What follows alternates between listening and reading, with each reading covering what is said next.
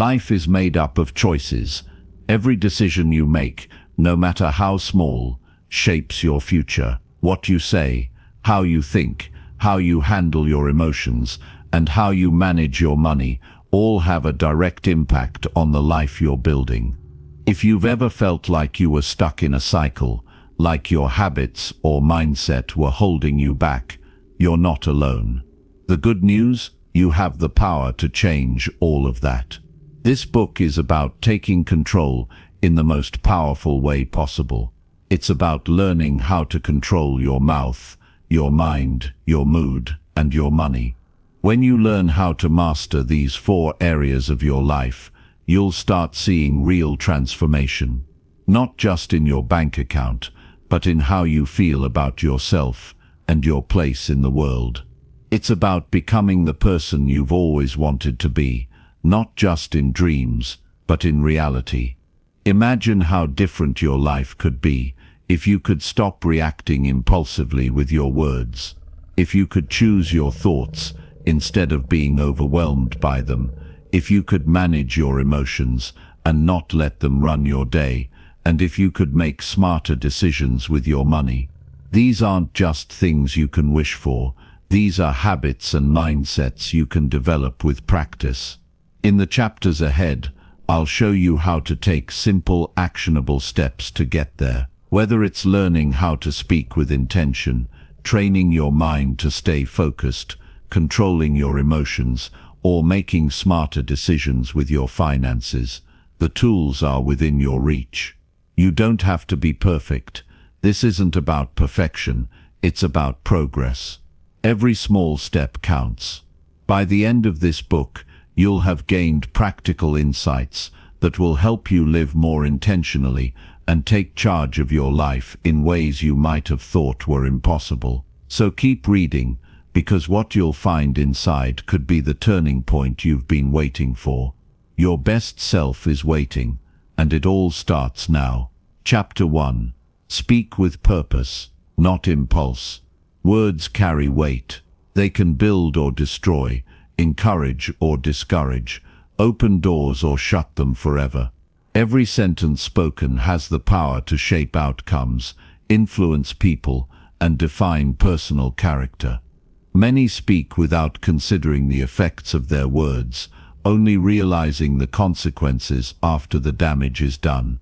Speaking with purpose means understanding that every word should serve a function, rather than be thrown out carelessly in moments of emotion or habit.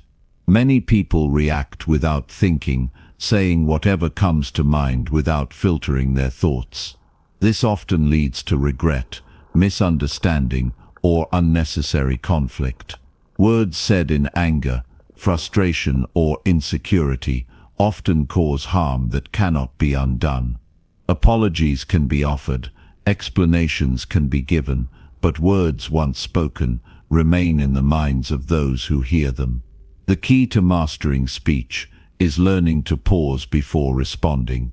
A brief moment of thought before speaking allows clarity, giving time to determine whether what is about to be said is necessary, helpful, and constructive. Many misunderstandings could be avoided if people took just a few seconds to evaluate their response before letting words spill out unchecked.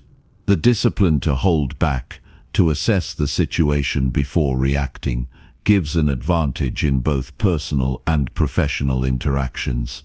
Silence is not weakness. Many assume that remaining quiet in certain situations makes them appear passive or uninterested.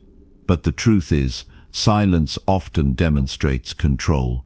Choosing not to respond immediately, especially in moments of anger or frustration, allows for a level-headed approach instead of a knee-jerk reaction. A well-placed pause can command attention and ensure that when words are spoken, they are received with significance. A conversation should never be a competition for who can talk the most. Speaking with purpose means eliminating the habit of speaking just to fill space. When every word carries intention, communication becomes more effective, and people are more likely to listen. It is better to say one meaningful sentence than to fill the air with empty chatter. The fewer unnecessary words used, the stronger the message becomes. The value of speech is not in its length, but in its clarity. The way something is said matters just as much as the words themselves. Tone, expression, and pacing all influence how a message is received. A harsh tone can turn a simple statement into an insult, while a calm delivery can turn criticism into constructive feedback. Words are not just spoken, they are felt. When speaking with intention, understanding how emotions are conveyed through tone becomes essential. Arguments escalate when both parties speak without listening. Many people are so eager to express their opinions that they do not hear what the other person is saying. Instead of truly understanding, they focus on how to respond next. Purposeful speaking involves listening with the intent to understand rather than reply. It means valuing the other person's perspective and responding in a way that promotes clarity rather than conflict. Conversations are not battles to be won, but opportunities to connect and find common ground.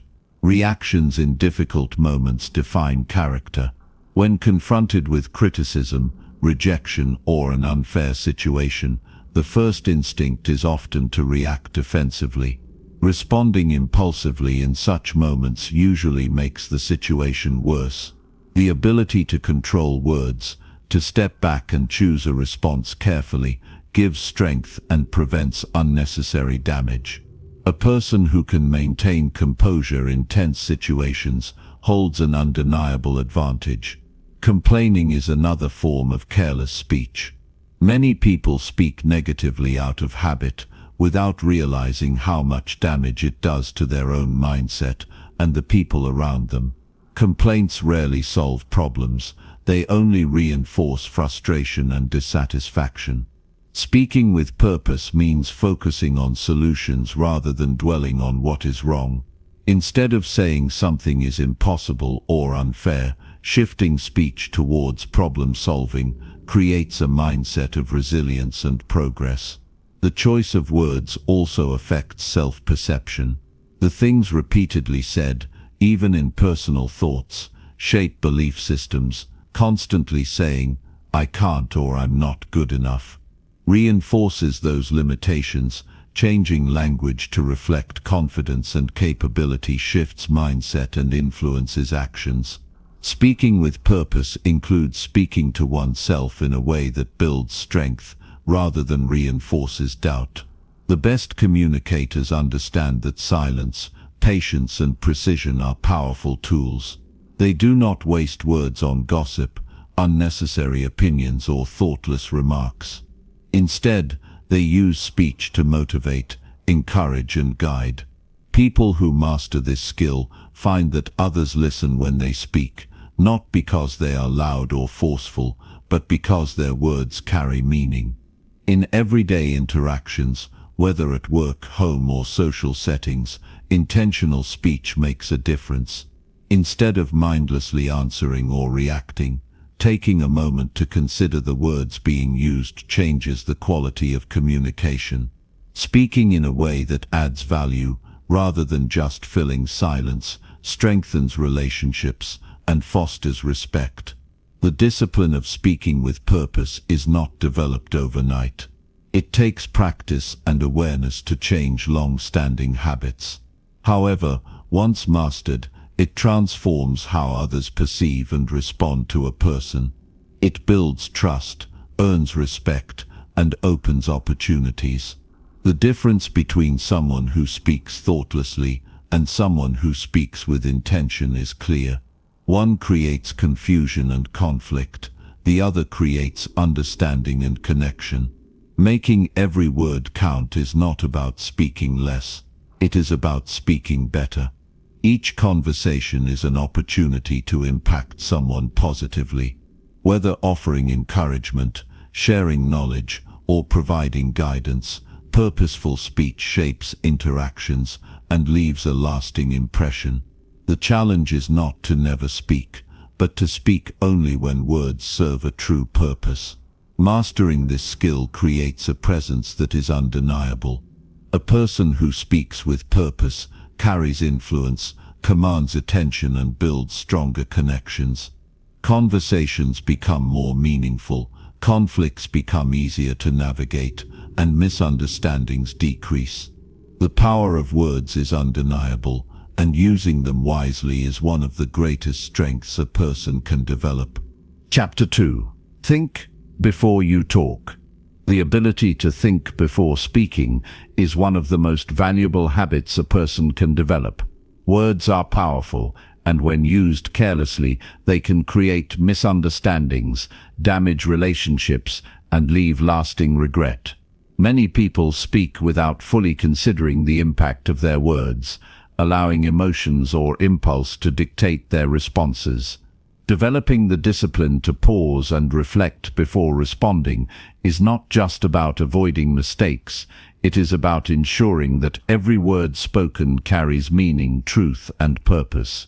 People often feel the need to respond quickly, especially in moments of tension, disagreement, or excitement. The urge to say something immediately comes from a desire to be heard, to defend oneself, or to fill a silence that feels uncomfortable.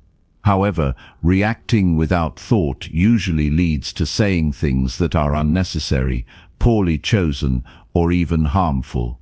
Slowing down and taking a moment to assess the situation before speaking can prevent conflicts and lead to more productive conversations. It allows time to filter out emotions that may cloud judgment and ensure that words are aligned with one's true intentions. Emotions play a significant role in how people communicate. When anger, frustration, or stress take control, words tend to come out in ways that may not reflect a person's true thoughts or feelings. Speaking while emotionally charged often results in exaggeration, accusations, or harshness that only makes a situation worse. A short pause to process emotions before speaking can prevent unnecessary arguments and lead to more rational discussions. Instead of allowing emotions to drive the conversation, stepping back and considering the best response creates a calmer and more controlled interaction. One of the biggest mistakes in communication is speaking without fully understanding the other person's perspective. Many people listen just to respond rather than to understand. Instead of carefully processing what is being said, they focus on formulating their reply. This leads to misunderstandings, assumptions, and conversations that feel more like competitions than genuine exchanges. Taking the time to absorb and interpret what the other person is saying allows for a more thoughtful and meaningful response. It also demonstrates respect and consideration, making the conversation more productive. The choice of words matters just as much as the message itself. Poorly chosen words can easily distort meaning and create unintended offense. A simple statement can be received as rude, dismissive, or confrontational if phrased carelessly. Thinking before speaking means considering how words will be perceived and adjusting them to ensure clarity and kindness. Even difficult conversations can be handled with respect when words are chosen carefully. Pausing before speaking also allows space for better questions. Instead of jumping to conclusions or assuming intentions, taking a moment to ask clarifying questions leads to deeper understanding. Many conflicts arise because of misinterpretations or lack of information. Asking, "What do you mean by that?" or "Can you explain more?" instead of reacting immediately can prevent unnecessary tension and help both parties find common ground. Thoughtful questions create a sense of openness and help move conversations towards solutions rather than conflict. The habit of thinking before speaking also builds credibility. People who are known for speaking with thoughtfulness and precision are more respected and trusted. Their words carry weight because they are not thrown around carelessly. When someone takes the time to consider their words, others listen more attentively. This is particularly valuable in professional settings, where rushed or poorly worded statements can damage reputations, relationships, and even careers. A well-thought-out response demonstrates confidence, intelligence, and self-control, all of which are qualities that earn respect. Everyday interactions provide opportunities to practice mindful speech. Whether in conversations with family, colleagues, or strangers, taking a moment to think before responding leads to more meaningful and effective communication. Small adjustments, such as taking a deep breath before answering a difficult question or repeating the other person's statement in your mind before replying, can make a significant difference. Over time, these habits become second nature, allowing for more intentional and impactful conversations. Controlling impulsive speech requires discipline, but it is a skill that can be developed with consistent effort. Awareness is the first step. Paying attention to moments when emotions rise or when the urge to respond quickly appears allows for conscious correction.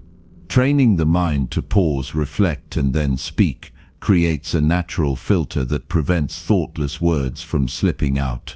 Writing down thoughts before discussing a difficult topic, practicing silence when unsure of what to say, or counting to 3 before responding in a heated situation are simple techniques that reinforce this habit.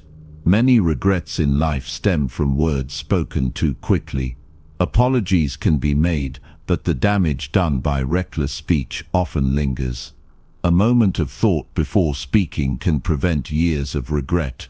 Relationships are built and broken by words, and a single careless remark can undo years of trust. Being mindful of what is said and how it is said protects relationships and fosters stronger connections. The practice of thoughtful speech extends beyond personal interactions. Social media, emails, and text messages have made communication instantaneous, but they have also made it easier to respond impulsively without considering the consequences. Many people type messages in anger or frustration, only to regret them later. Applying the same principle of thinking before speaking to written communication ensures that messages are clear, respectful, and productive. Before sending a response, rereading it with a fresh perspective can prevent misunderstandings and unnecessary conflict. Thinking before speaking also promotes inner peace. Words carry energy, and constantly engaging in reactive speech creates stress and negativity.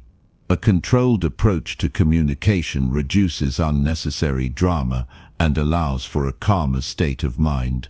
Speaking with awareness fosters patience, understanding, and emotional balance, which benefits not only relationships with others, but also one's personal well-being. The goal is not to speak less, but to speak better. Every word should serve a purpose, whether to inform, encourage, clarify, or connect. Intentional communication transforms ordinary interactions into meaningful exchanges. It eliminates misunderstandings, strengthens relationships, and builds a reputation of reliability and wisdom. Practicing this discipline daily leads to a greater sense of control, confidence, and overall effectiveness in life. Mastering the ability to think before speaking is one of the most valuable skills a person can develop. It enhances relationships, prevents unnecessary conflict, and promotes personal growth. Choosing words carefully ensures that every interaction is constructive rather than destructive. The effort to pause, reflect, and then speak creates a lasting impact, making conversations more meaningful and relationships more fulfilling. The ability to communicate with thoughtfulness and intention is a powerful tool that influences not just personal success, but also the way one is perceived and remembered by others. Chapter 3. Avoid words that hurt you and others. Words are powerful. They shape the way people see us, influence how we feel, and determine the quality of our relationships. Yet, so many of us speak without fully understanding the impact of what we say. The wrong words, even when spoken casually, can leave deep scars, and sometimes they can damage things beyond repair. Many conflicts begin with words. A thoughtless comment, a harsh criticism, or a passive-aggressive remark can ignite arguments that spiral out of control. What starts as a simple conversation can quickly become an emotional battlefield. The problem isn't just what is said, it's how it's said. Words can lift someone up or tear them down. They can heal wounds or deepen them. They can bring people closer or push them apart. Think about a time when someone's words hurt you.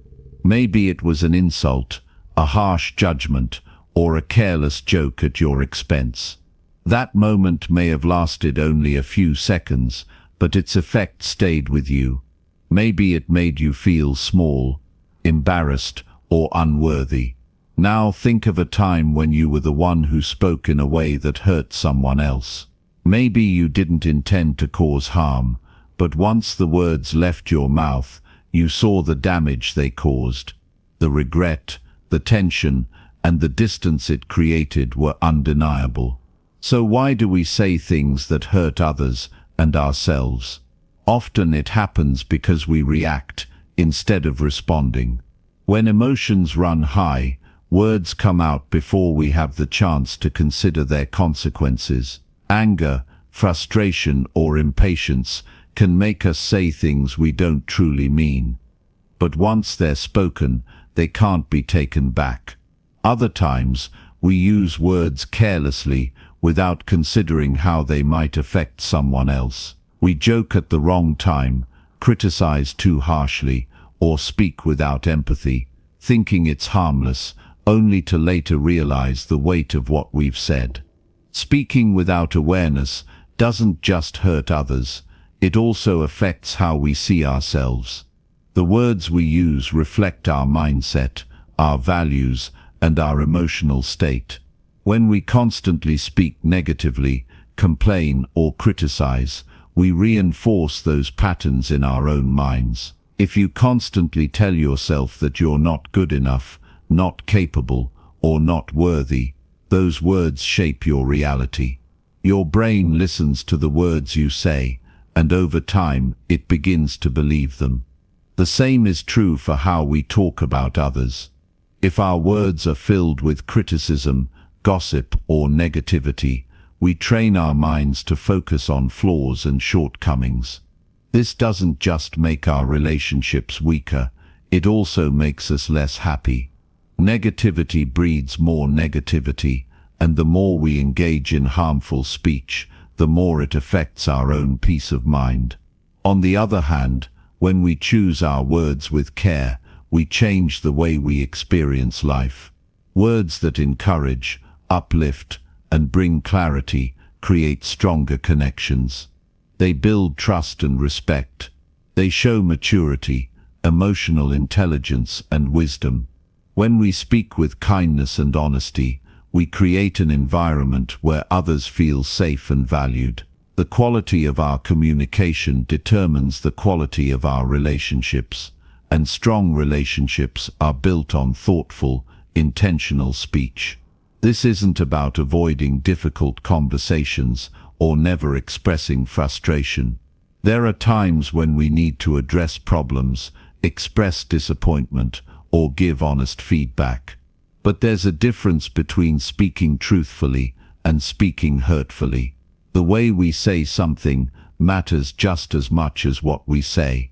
A conversation can either open the door to understanding or shut it completely, and our words determine the outcome. One of the most important skills in life is knowing when to speak and when to stay silent. Not every thought needs to be spoken, and not every reaction deserves a response. Sometimes the most powerful thing you can do is pause before speaking.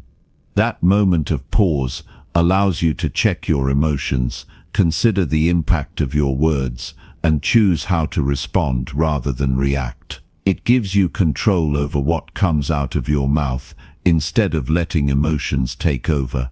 Think about the people you respect the most.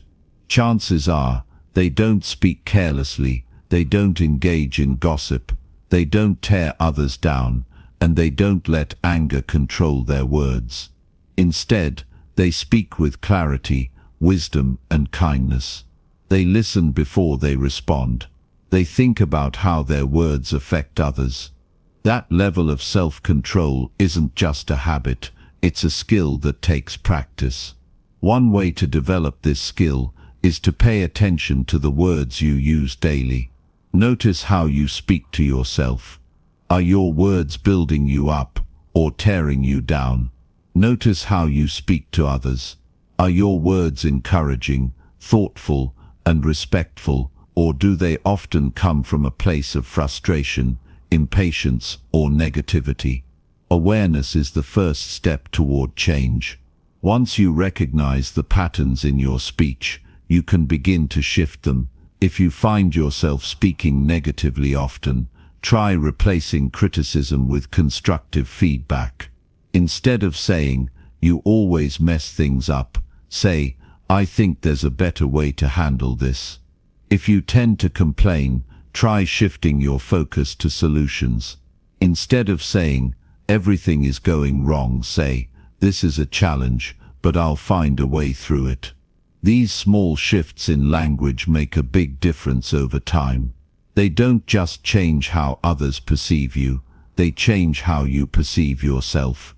Another powerful practice is learning to listen more than you speak. When you truly listen, you understand the situation better. You catch things you might have missed if you were focused on what you wanted to say next. Listening helps you respond thoughtfully rather than impulsively. It also makes people feel heard, and feeling heard is one of the most valuable things you can offer in any conversation. When you learn to control your words, you gain power over your life. You become someone people trust, respect, and want to be around. You create an atmosphere of peace rather than conflict. You build deeper connections because your words make others feel understood and valued. Every day presents opportunities to choose your words wisely. Every conversation is a chance to practice restraint, kindness, and intentionality. The more you do it, the more natural it becomes. Over time, you'll notice that your relationships improve, your stress levels decrease, and your inner peace grows. Words are one of the most valuable things we have, and how we use them determines the life we create. Speak in a way that brings more understanding, not division. Speak in a way that strengthens, not weakens. Speak in a way that leaves people better than you found them. Your words have power. Use them well. Chapter 4. Develop better communication habits. The way people communicate defines the way they live. Every word, every tone, and every pause shapes relationships, determines outcomes, and influences how others perceive them. Some people speak in a way that attracts respect, trust, and cooperation, while others find themselves misunderstood, ignored, or constantly at odds with those around them. The difference isn't intelligence or luck, it's the habits they've developed in the way they express themselves. Good communication isn't about using big words or sounding impressive. It's about clarity, awareness, and the ability to connect. Conversations either build bridges or create walls. Some people struggle to get their point across because they speak in circles or overwhelm others with too much detail. Others speak too little, expecting people to understand what they mean without giving enough context. Then there are those who communicate aggressively, pushing their opinions without considering how they come across. The common thread in all these cases is a lack of awareness. People who struggle to communicate effectively don't always realize what they're doing wrong, but the consequences show up in their daily interactions. They experience unnecessary arguments, misunderstandings, and frustration, wondering why things never go smoothly. The key to better communication isn't just speaking clearly. It's about understanding how words affect others and how they can be used to guide a conversation in a way that leads to positive results. The first step in improving the way someone communicates is learning to slow down. Many people speak without fully processing their thoughts. They say whatever comes to mind without checking if it's necessary or helpful. When people rush their words, they increase the chance of being misunderstood or saying something they don't truly mean. Taking a moment to gather thoughts before speaking makes a conversation more productive and prevents regret later. Listening is just as important as speaking. Many people hear words but don't truly listen.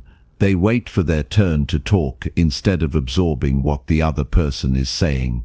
This creates a cycle where both sides feel unheard and the conversation goes nowhere. When people take the time to fully understand what's being said before responding, they naturally become better at expressing themselves. Thoughtful listening allows for more meaningful responses rather than quick reactions based on assumptions. Another important habit is choosing words carefully. People often underestimate the impact of their tone and phrasing. The same message can come across as respectful or rude, depending on how it's delivered. For example, asking someone to help in a direct but polite way creates a cooperative atmosphere, while demanding the same thing with a harsh tone creates resistance. Words should be chosen with intention, ensuring they reflect the message accurately without triggering unnecessary defensiveness. Pauses are just as powerful as words. Some people talk too much, filling every silence with unnecessary details, while others don't say enough, leaving others confused about their point. Learning when to pause and allow a conversation to breathe is a sign of confidence and control. Silence isn't something to be feared, it's a tool that can be used to emphasize important points and allow others to process information before responding. One of the biggest barriers to good communication is emotional reaction. When people feel attacked, frustrated, or impatient, their words become weapons instead of tools for understanding. Responding emotionally rather than thoughtfully leads to arguments, hurt feelings, and unnecessary tension. Learning to separate emotions from speech allows for clear, effective dialogue instead of heated exchanges that solve nothing. Instead of reacting immediately to something upsetting, taking a moment to assess the situation and respond calmly changes the entire dynamic of a conversation. Confidence in communication comes from knowing the value of one's words. People who doubt themselves either speak too hesitantly or overcompensate by speaking too aggressively. Both approaches weaken their message. When someone believes in what they're saying and delivers their words with assurance, people take them more seriously. Confidence doesn't mean speaking the loudest or dominating the conversation. It means expressing thoughts with clarity and certainty. Everyday conversations shape reputations. The way people talk at work, with family, and in social situations creates an impression that sticks. Someone who frequently interrupts or speaks over others develops a reputation for being impatient or inconsiderate. A person who complains constantly is seen as negative, even if they don't intend to be. Someone who speaks with respect and consideration, however, is remembered as someone worth listening to. Small adjustments in the way people communicate make a huge difference in how they are perceived and how others respond to them. Being mindful of body language is just as important as the words being spoken. Communication isn't just about what is said, but also about how it is delivered. Crossed arms, lack of eye contact, or an impatient stance can contradict words and send mixed messages. On the other hand, maintaining an open posture, using eye contact, and nodding occasionally to show engagement strengthens the message. People respond not just to what they hear, but to what they see. When words and body language are aligned, communication becomes more effective. A common mistake people make is assuming that others understand what they mean without making sure their message is clear. Assumptions lead to confusion, frustration, and unnecessary disagreements. Clarifying expectations and confirming that the message has been understood prevents miscommunication. Asking simple follow-up questions like, "Does that make sense?" or "Do you need more details?" makes conversation smoother and ensures that both sides are on the same page. Adapting to different communication styles is another crucial skill. Not everyone speaks the same way or processes information at the same speed. Some people prefer direct answers, while others need more explanation. Some communicate better through written messages, while others do better in face-to-face conversations. Understanding these differences and adjusting accordingly prevents unnecessary friction. It also shows emotional intelligence, making conversations more productive and reducing misunderstandings. Effective communication isn't just about avoiding problems, it's about building stronger connections. When people feel heard and understood, relationships improve. Friendships deepen, work environments become more harmonious, and personal interactions become more meaningful. When communication is handled with care, respect, and thoughtfulness, conflicts decrease and cooperation increases. People who master the art of communication find that life becomes easier. They spend less time clarifying misunderstandings and fixing unnecessary mistakes. They navigate social and professional situations with more ease. They gain respect without having to demand it. Speaking well isn't about impressing others, it's about creating clarity, avoiding conflict, and making sure words serve a purpose. Improving communication isn't something that happens overnight, but small daily changes create lasting results. Paying attention to how words affect others, slowing down before speaking, and making an effort to truly listen build a strong foundation.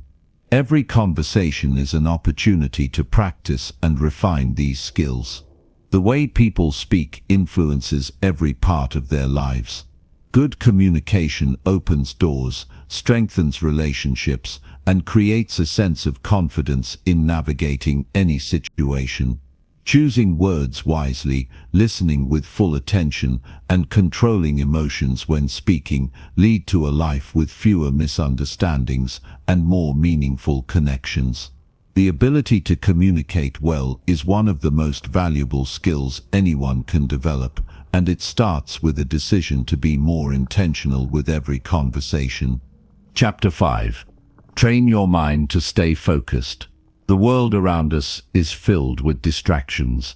Our phones constantly buzz with notifications, the noise of daily life constantly pulling us in different directions, and our own thoughts race in every direction too. Focus has become a rare commodity, something that many of us struggle to maintain for more than a few minutes at a time. But it doesn't have to be this way. The ability to focus, to direct our attention with purpose and clarity, is a skill that can be developed, strengthened, and mastered. Training your mind to stay focused doesn't happen overnight, and it certainly doesn't come easily. It takes patience, practice, and persistence.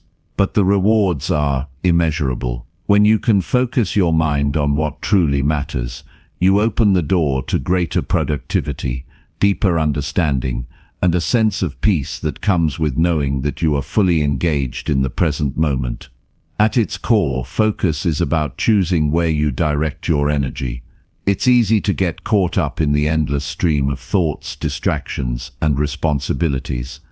But each time you choose to focus on what is important, whether it's a task, a conversation, or even your own thoughts, you are making an investment in yourself and your future. The first step in training your mind to stay focused is recognizing how scattered your attention might be. Take a moment and think about the last time you were trying to get something done. How often did you find your mind drifting off to something else?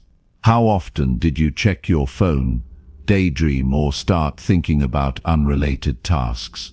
Recognizing these distractions is crucial because it allows you to take control. Only when you're aware of how easily your focus shifts can you begin to bring it back to where it matters. One of the biggest barriers to focus is the constant influx of information. In today's world, we're bombarded with messages, emails, social media updates, and news articles. This constant stream of information divides our attention and prevents us from engaging deeply with the task at hand. It's like trying to hold a conversation with someone while having multiple conversations at once. It's almost impossible to truly listen to any one of them. But focus isn't about ignoring everything else. It's about deciding what deserves your attention at that moment. Building focus starts with a simple choice: deciding to focus. This doesn't mean forcing your mind to stay still or silent. It means actively choosing to direct your thoughts and attention towards something specific. Whether you're working on a project, listening to a friend, or even simply thinking through a problem, the act of choosing to focus is the foundation of everything else. One powerful way to train your mind to stay focused is by practicing mindfulness. Mindfulness is the art of being fully present in the moment, of tuning into your surroundings and experiences without judgment. When you're mindful, you're not distracted by what's happening in the past or future. You're focused entirely on what's in front of you. Practicing mindfulness can be as simple as paying full attention to the task at hand, whether that's eating a meal, having a conversation, or even doing household chores. By giving your full attention to these moments, you strengthen your ability to stay focused in all areas of life. But mindfulness alone isn't enough. The next step is to eliminate as many distractions as possible. This may sound obvious, but it's amazing how many people fail to create an environment conducive to focus. If you're working, for example, make sure your workspace is clear of clutter and free from distractions. Turn off notifications on your phone and computer, close irrelevant tabs, and set clear boundaries with others. The fewer distractions you have, the easier it will be to focus. Another key aspect of focus is managing your energy. It's not just about where you put your attention, it's also about how much energy you have to give. If you're feeling tired, drained, or overwhelmed, your ability to focus will be significantly diminished. Take care of your physical and mental health by getting enough sleep, eating nourishing food, and engaging in regular physical activity. When your body is well rested and energized, your mind can focus more effectively. One of the most effective ways to train your focus is through deliberate practice. This means setting aside time to practice focusing on one thing for a set period. Start small and gradually increase the amount of time you spend focusing on a task. For example, you might begin by setting a timer for 10 minutes and focusing solely on one task during that time. After a week or two, increase the timer to 15 minutes, then 20, and so on. The more you practice, the stronger your focus muscles will become. Focus is also about learning to resist the urge to multitask. Many people believe that multitasking makes them more productive, but studies have shown that multitasking actually reduces our ability to focus and can make us less efficient. When we try to do several things at once, our brain has to switch rapidly between tasks, and each time it does, we lose valuable mental energy. Instead, commit to focusing on one thing at a time. You'll be surprised at how much more you can accomplish when you give your full attention to a single task. Another crucial element in maintaining focus is managing your internal distractions. Our thoughts often wander to things that are unrelated to the task at hand, like worries about the future or memories of the past. These thoughts are natural, but they can easily pull us away from the present moment. The key to managing these distractions is not to fight them, but to acknowledge them and gently redirect your attention back to the task at hand. This is where mindfulness practices become especially helpful. By learning to observe your thoughts without getting attached to them, you can more easily bring your focus back to where it belongs. Remember, training your mind to stay focused isn't about perfection, it's about consistency. Some days will be easier than others, and that's okay. The goal is to build a habit of focus so that over time it becomes second nature. The more you practice, the stronger your ability to concentrate will become, and the more you'll be able to accomplish. There's no magic trick to maintaining focus, no secret formula that will make it effortless. It's a skill that requires time, patience, and daily practice. But every time you make the conscious choice to focus your attention on something that matters, you're building a foundation for greater productivity, deeper satisfaction, and more meaningful results. Focus is not just about getting things done. It's about being present, being engaged, and being intentional in everything you do. It's about training your mind to be in the moment, to give your full attention to whatever is in front of you, and to do so with purpose and clarity. When you master the art of focus, you unlock the potential to achieve anything you set your mind to. Chapter 6. Replace negative thoughts with clear thinking. It's easy to fall into negative thinking. Life throws challenges our way, and it's natural for our minds to focus on the worst-case scenarios. Whether it's fear of failure, doubt about our abilities, or worries about what others think, negative thoughts have a way of creeping in and taking over. But here's the thing, negative thoughts are not facts. They are just that, thoughts. And like any other thought, they can be changed, shifted, and redirected. The key is learning to recognize them and replacing them with clear, constructive thinking. The mind has a tendency to gravitate toward negativity. It's part of our survival instinct. Our ancestors had to be on the lookout for danger, and this negativity bias helped them survive in a world full of threats. But in modern life, we don't face the same life or death situations, yet our minds still function as if every little problem is a potential disaster. This is why we so often find ourselves overwhelmed by thoughts of failure, rejection, or disaster. But the truth is, our minds are incredibly powerful. The thoughts we think shape our reality. If we let negative thoughts dominate, they begin to influence our actions, our mood, and the way we see ourselves. Negative thinking becomes a self-fulfilling prophecy. The more we dwell on the negative, the more we convince ourselves that things won't work out. We start to believe that we're not good enough, that we'll never succeed, or that bad things are bound to happen. But this kind of thinking is not only unproductive, it's also inaccurate. The first step in replacing negative thoughts with clear thinking is to recognize when negativity takes hold. Often, negative thoughts show up as an immediate reaction to a situation. You get a critical email from your boss, and immediately your mind starts spiraling.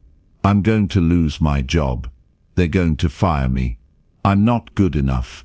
These thoughts come fast and uninvited, and before you know it, you've already convinced yourself that the worst is about to happen.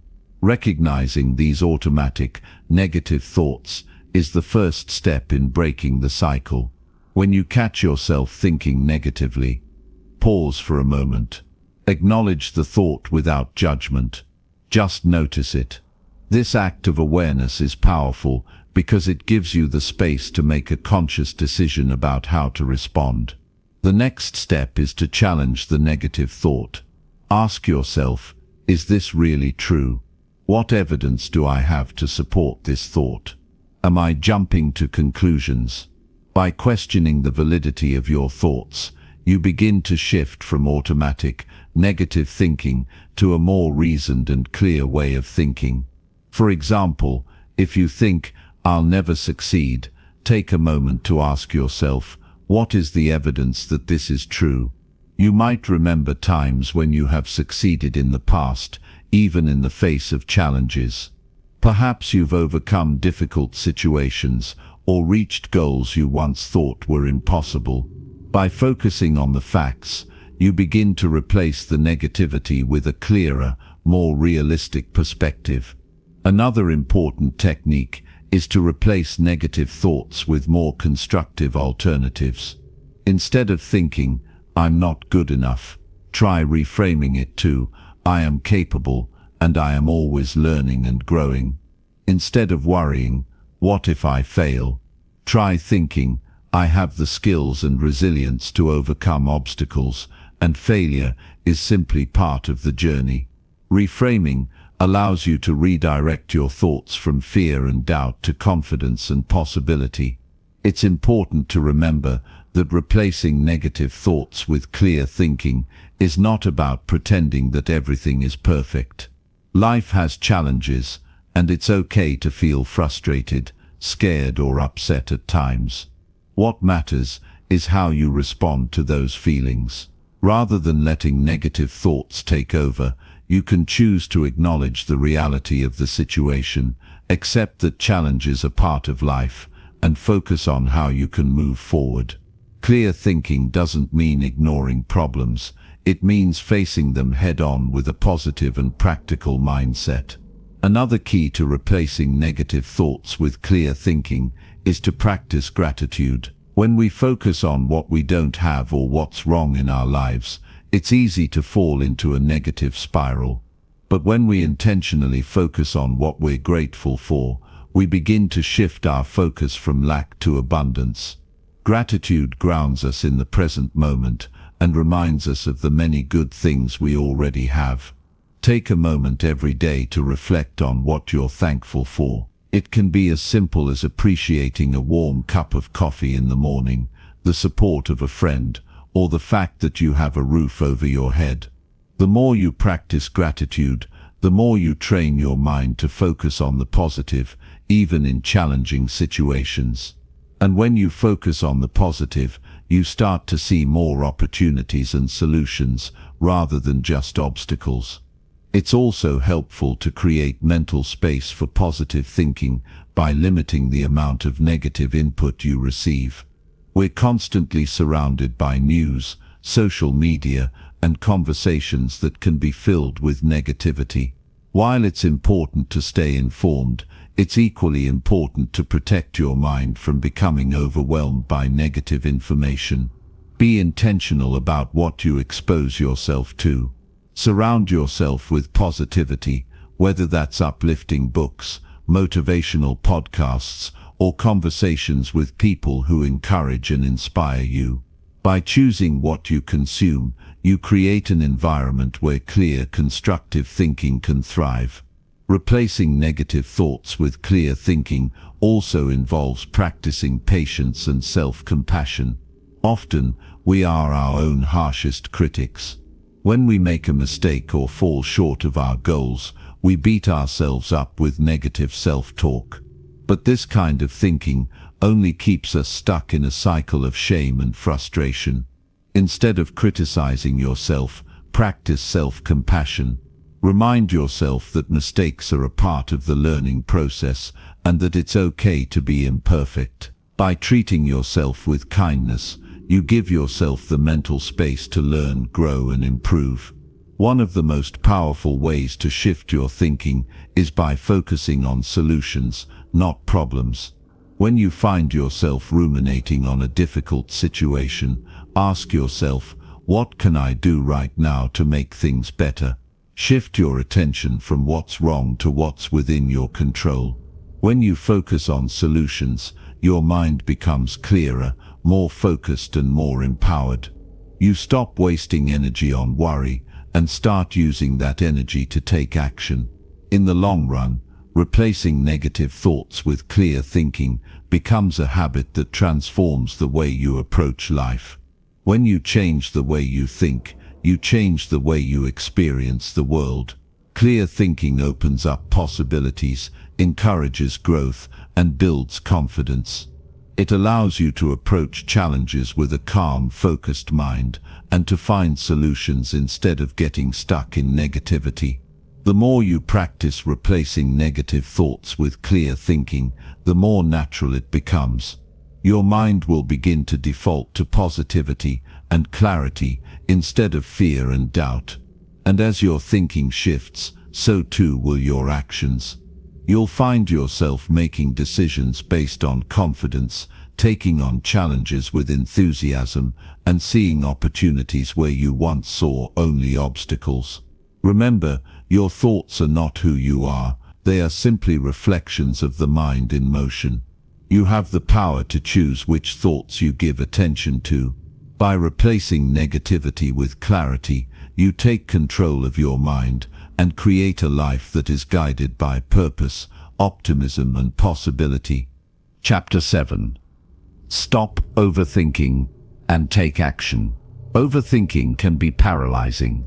It's that constant stream of thoughts that never seems to stop, looping over and over, each thought building on the last one, creating a spiral that feels impossible to escape. You sit there, caught in a cycle of analysis, trying to figure out every angle, every possible outcome, yet accomplishing nothing. The more you think, the less you do, and the longer you stay trapped in this cycle, the more overwhelmed you become. We've all been there. That moment when a decision seems so huge, so important, that you get caught up in the details, the possibilities, and the potential consequences. It's easy to convince yourself that if you just think a little bit more, you'll come to the perfect solution. But what happens is that the longer you dwell, the more uncertain you feel, and the more distant action becomes. Overthinking doesn't lead to clarity, it leads to confusion, and in that confusion, you can find yourself stuck, unable to move forward. The truth is, overthinking is a trap. It's not a tool for making better decisions, it's a tool for avoiding them. You may think you're being cautious or thorough, but what you're really doing is delaying action. It's like trying to run a race, but spending all your time studying the track instead of running on it. In the end, all that time spent thinking doesn't move you any closer to your goal. The first step in stopping overthinking is recognizing that it's happening. Most of the time, we're not even aware that we're stuck in this mental loop. It feels natural. We tell ourselves, I need to think this through, or I just want to make sure I'm doing the right thing. But in reality, all that thinking is keeping us from doing anything at all. It's a protective instinct. Our minds want to ensure that we make the right choice, but the irony is that the more we think, the more we hold ourselves back. When you catch yourself overthinking, the next step is to interrupt the cycle. One of the most effective ways to break free from overthinking is to shift your focus. If you're dwelling on a decision, instead of trying to think your way through it, take a step back and focus on something else entirely. Go for a walk, do something physical, or engage in a completely unrelated task. By stepping away from the mental pressure, you allow your mind to relax and reset. Often, when you come back to the situation with a fresh perspective, the answer will be clearer and more straightforward. Another strategy for overcoming overthinking is to set a time limit for your decision-making process. We often get stuck in analysis because we feel like we need more time to figure things out. But the truth is, there's no such thing as perfect information.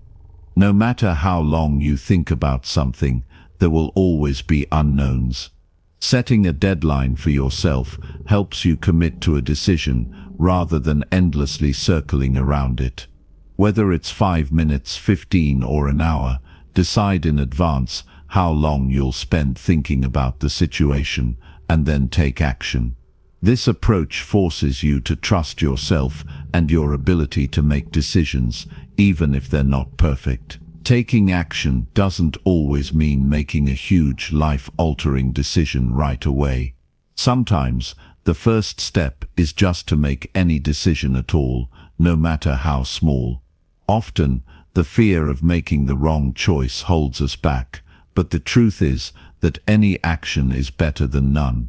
Action creates momentum, and once you start moving, it's easier to adjust along the way. It's much easier to steer a car that's already moving than one that's stuck in park. There's also power in simplifying your options. Overthinking often happens when we feel overwhelmed by too many choices.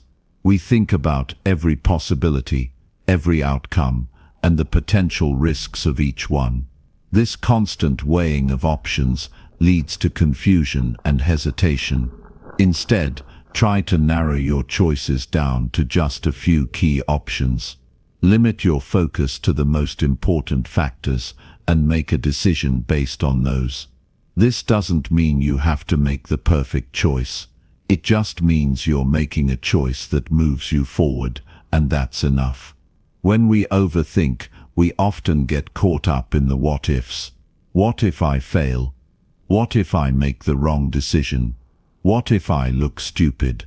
These what-ifs are a form of fear, and fear often leads to paralysis. But here's the thing, fear of failure is normal. Everyone feels it at some point, and the only way to move past it is to take action despite the fear. The more you face your fears and take action, the less power fear has over you. It's not about waiting for the perfect moment or for the fear to go away. It's about acting in spite of it. Taking action also means learning to trust yourself. Overthinking often stems from a lack of trust in our own judgment. We second-guess ourselves, replaying the situation over and over, looking for the perfect solution. But the truth is, you have the ability to make good decisions. You don't need to have all the answers, and you don't need to predict every possible outcome. Trust that you'll handle whatever comes your way. The more you trust your instincts and your ability to make decisions, the less you'll find yourself trapped in the cycle of overthinking. Another important aspect of stopping overthinking is learning to embrace imperfection. We often overthink because we're afraid of making the wrong decision or doing something less than perfectly.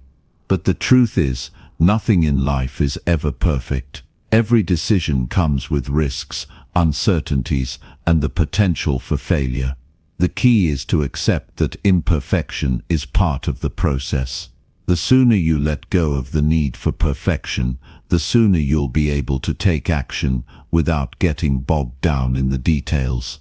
It's also helpful to focus on progress, not perfection. Overthinking often happens when we're focused on getting everything just right. We feel the pressure to make the perfect decision, the perfect move. But the truth is, no decision is ever perfect, and no situation is ever flawless. The key is to focus on moving forward, even if it's just a small step. Each action you take brings you closer to your goal, and it's that momentum that helps you build confidence and clarity. Remember, action is the antidote to overthinking. When you stop analyzing and start doing, you shift your energy from fear and doubt to confidence and progress. Each small step you take builds momentum and makes it easier to take the next step. Overthinking loses its power when you're actively moving forward, trusting yourself, and embracing imperfection. Life isn't about waiting for the perfect moment to act. It's about taking action now, knowing that you'll learn and grow along the way. So the next time you find yourself trapped in overthinking, remind yourself that the best way out is through action. Just take the first step and trust that the rest will fall into place. Chapter 8. Build mental discipline for everyday life. Mental discipline is one of the most powerful tools you can develop. It shapes your ability to navigate daily life, handle stress, and achieve your goals.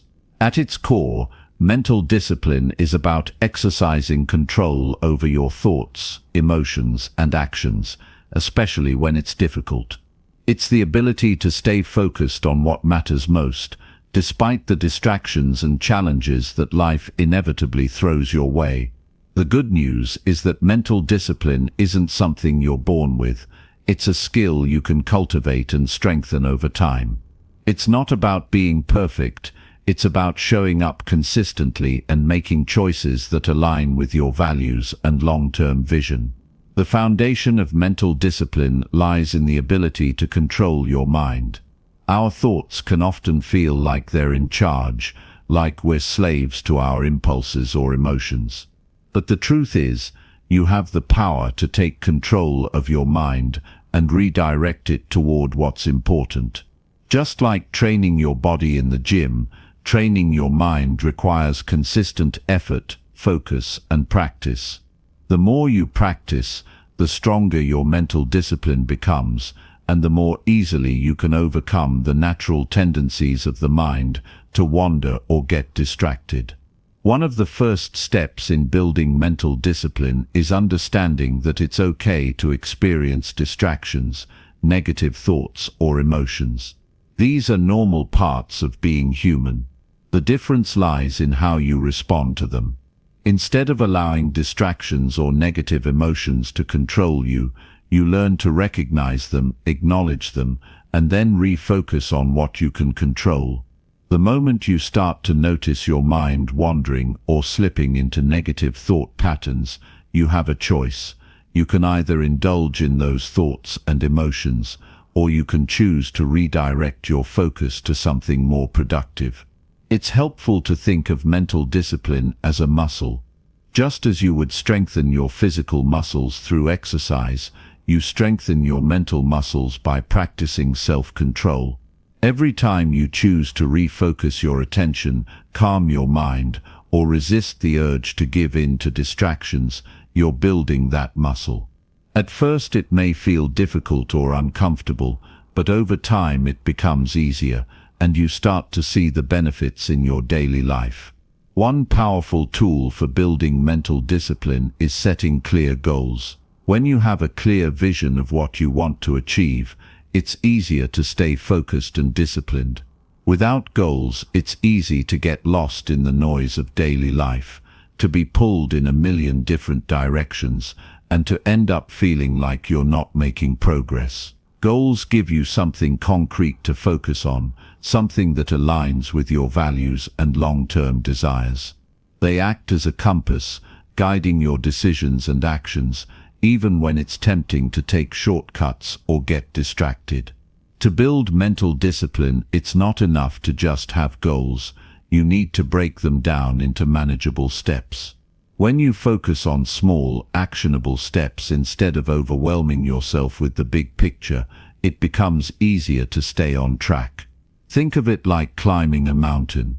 The top of the mountain may seem far away, but when you focus on taking one step at a time, the journey feels more manageable.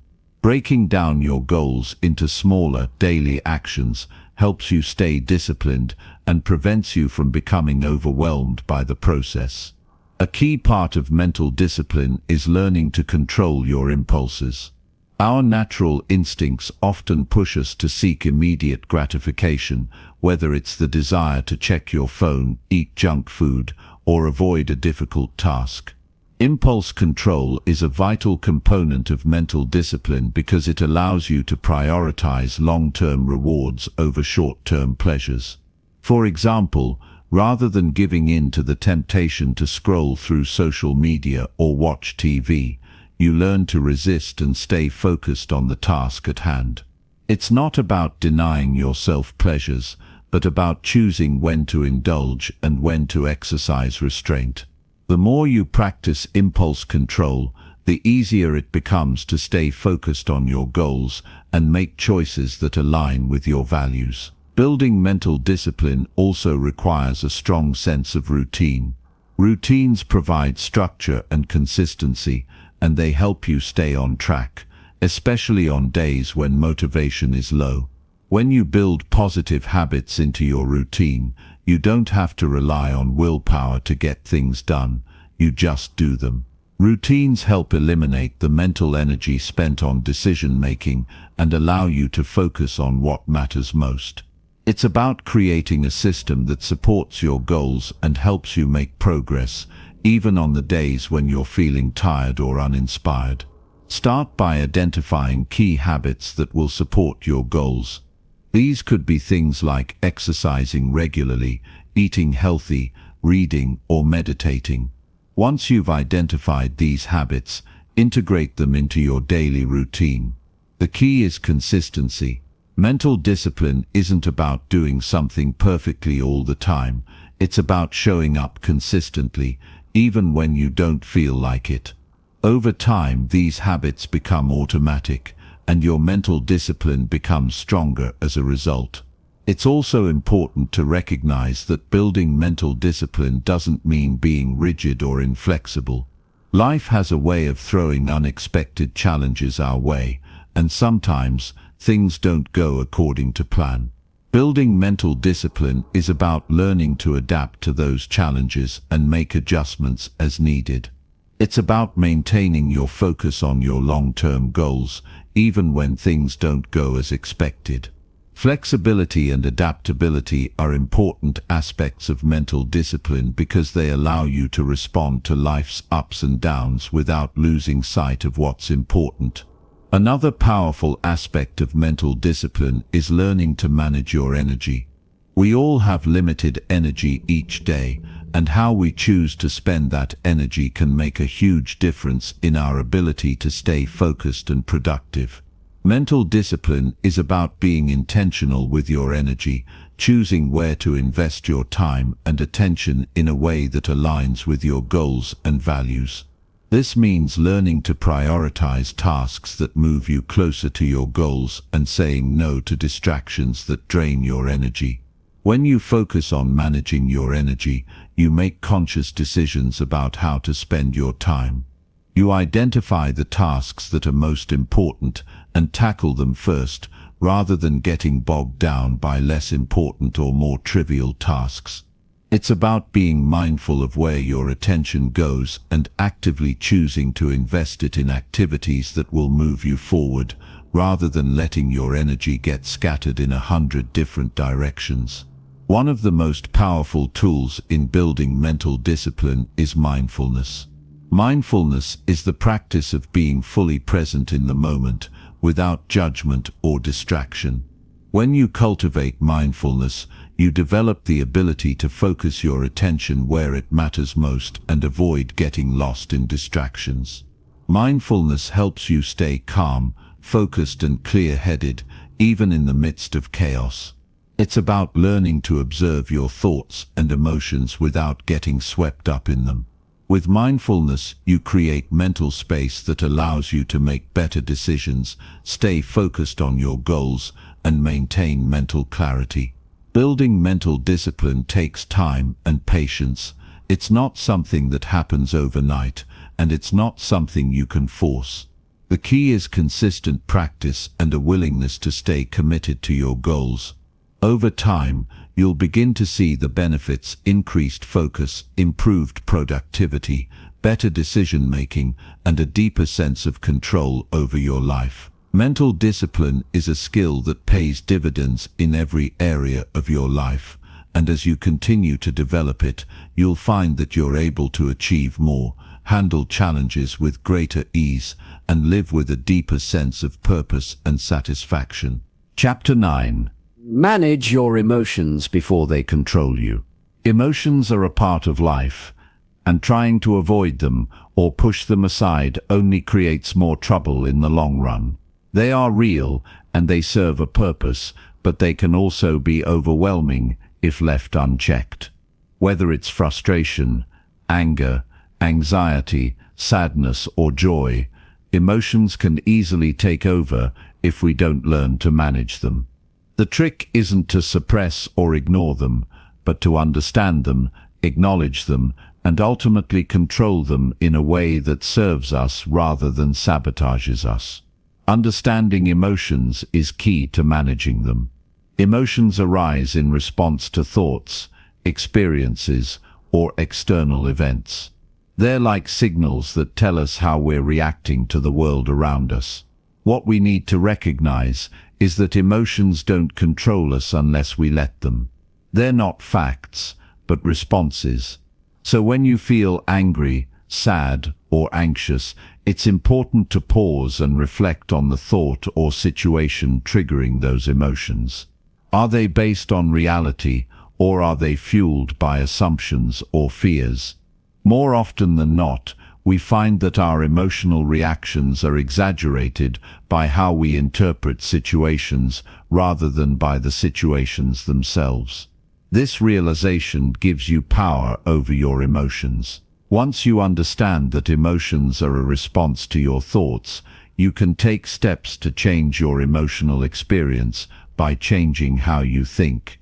This doesn't mean ignoring the emotions or pretending they don't exist. It's about creating a space between feeling and reacting, where you can evaluate the situation and choose how to respond rather than simply being swept away by the current of your emotions.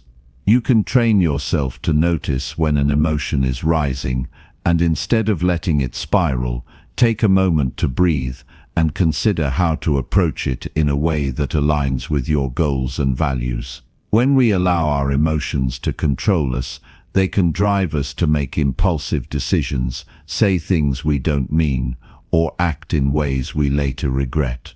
In those moments, our emotions are like wild horses pulling us in every direction, and we are powerless to stop them.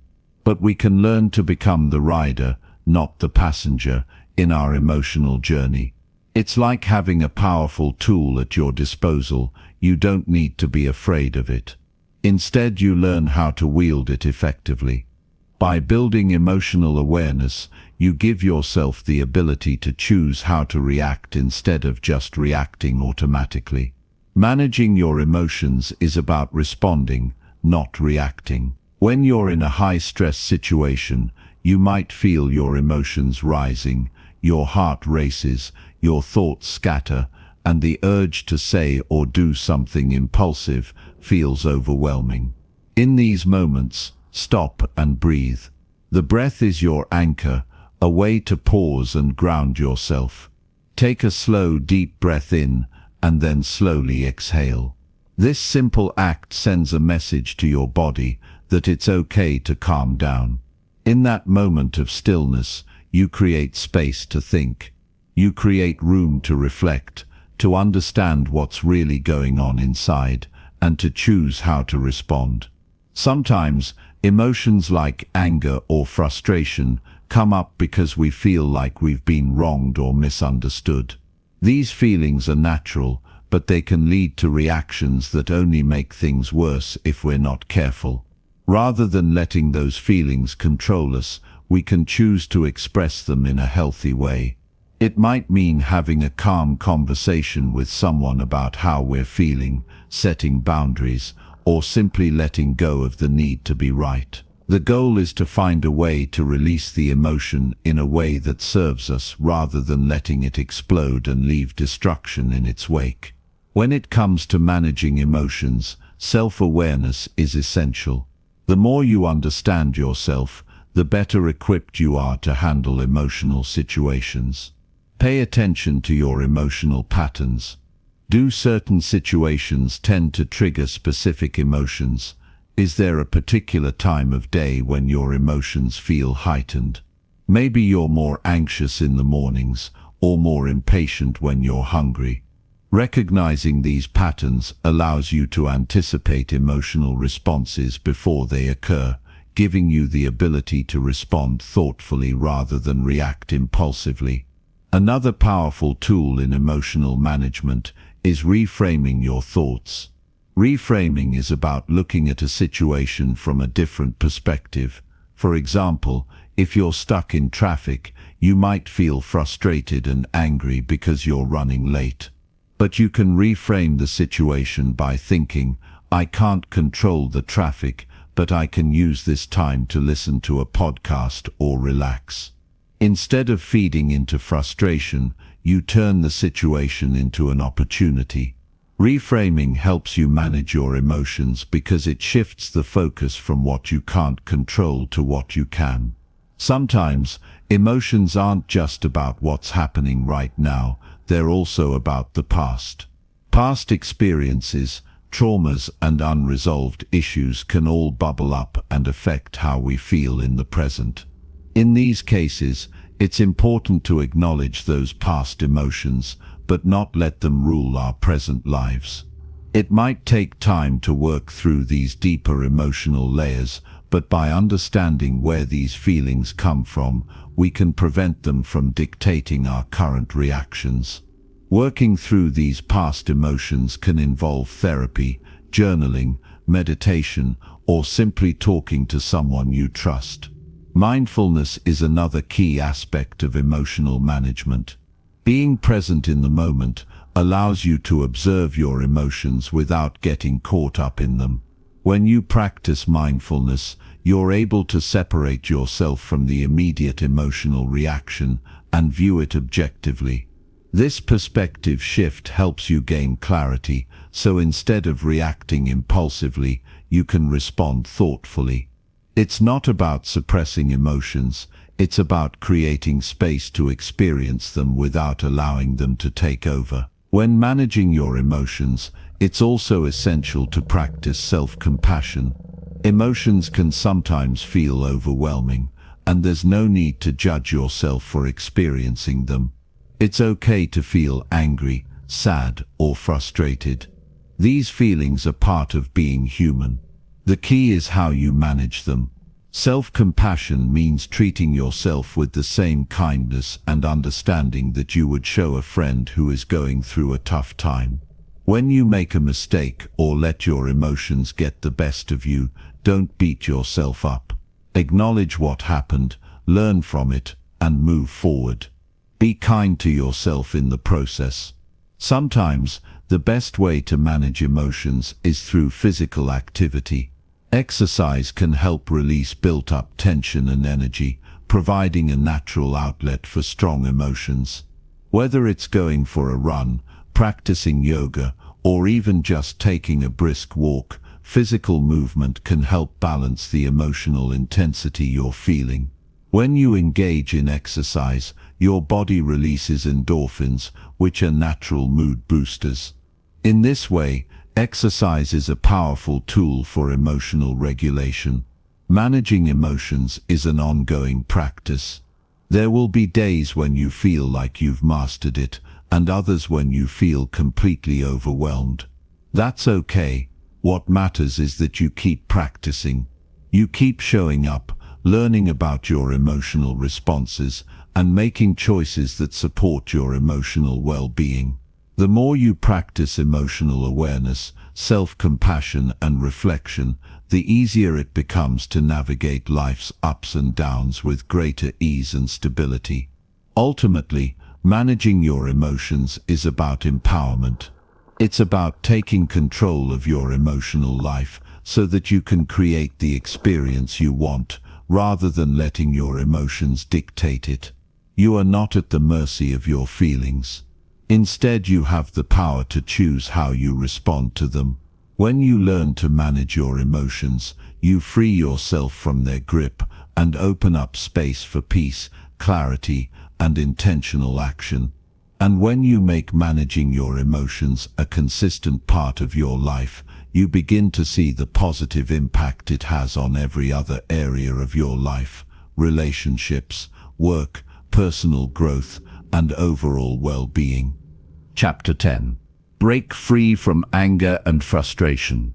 Anger and frustration are emotions that everyone experiences at some point. They can be overwhelming, making you feel like you're losing control, or like the world is pushing you into a corner.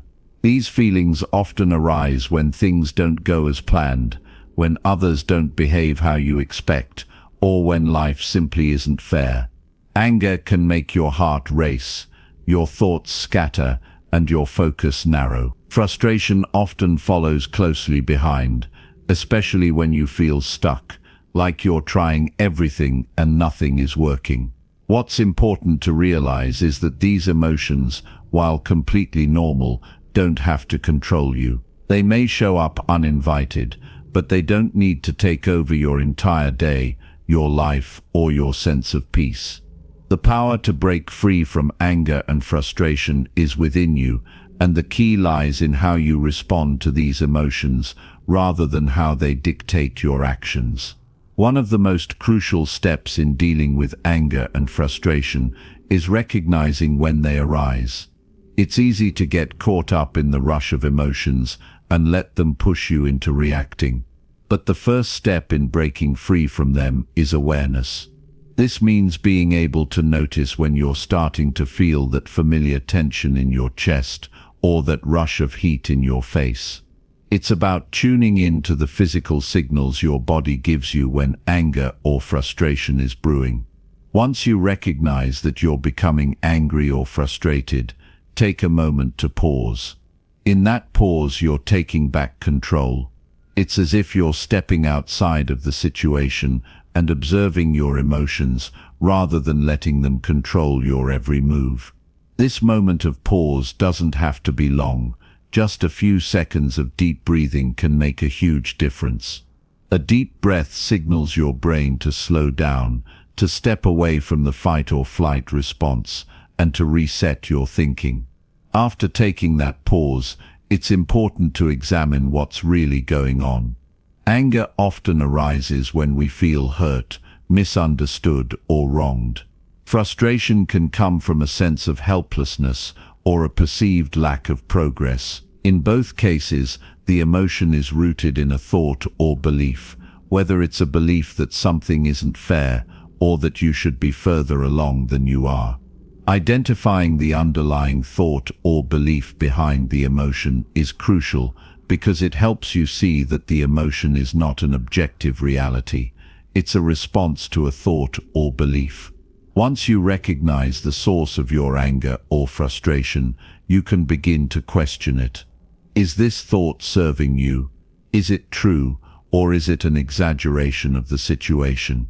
Often we find that the beliefs fueling our emotions are based on assumptions, misinterpretations, or unrealistic expectations. For example, you might get angry because someone didn't meet your expectations, but when you step back, you realize that your expectations were unrealistic in the first place. When you challenge these thoughts, the power of the emotion diminishes. By questioning the beliefs that are fueling the anger or frustration, you can begin to release their grip on you. Another key part of breaking free from anger and frustration is reframing the situation. Reframing involves looking at the situation from a different perspective.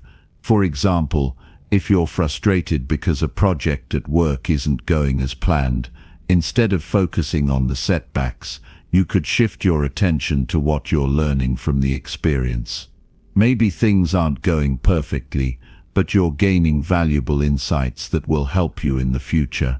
Reframing doesn't change the situation, but it changes how you feel about it and how you approach it. In the same way, anger can be reframed by changing the way you view the other person or situation.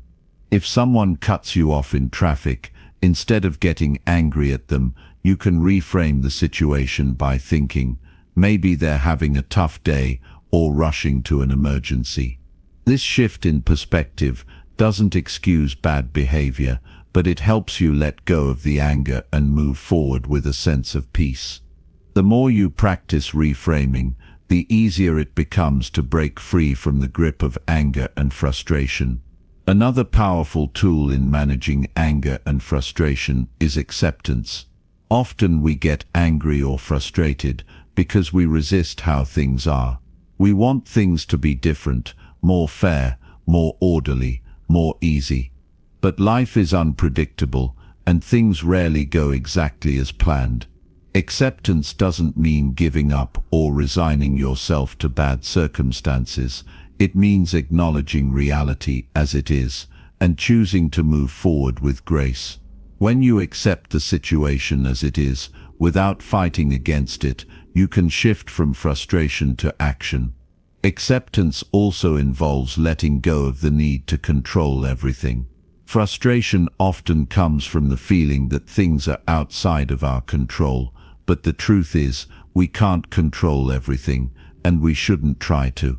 Instead of fighting against what's out of your hands, focus on what you can control: your thoughts, your actions, your responses. When you let go of the need to control everything around you, you free yourself from the heavy burden of frustration. One of the most effective ways to break free from anger and frustration is by taking responsibility for your emotions. This means recognizing that you are the one in charge of how you respond, even if you can't control the external situation. It's easy to blame others or circumstances for our emotional reactions, but doing so only gives away your power. By taking responsibility, you claim that power back. You acknowledge that while you can't control other people or external events, you have complete control over how you respond. This shift in perspective is liberating because it places the power back in your hands. Sometimes it's helpful to express your emotions in a healthy way. Holding on to anger or frustration can lead to bitterness and resentment, which only causes more harm in the long run. Instead of letting these emotions fester, find a way to release them. This might involve talking to someone you trust, writing in a journal, or even engaging in physical activity to release built-up tension. The key is to find a healthy outlet for your emotions, rather than bottling them up or letting them explode in an uncontrolled way. Breaking free from anger and frustration also requires cultivating patience. Patience isn't just about waiting for things to improve, it's about remaining calm and composed even in the face of difficulty. When you cultivate patience, you give yourself the time and space to process your emotions before reacting. Patience is a skill that takes practice, but it can transform your experience of anger and frustration.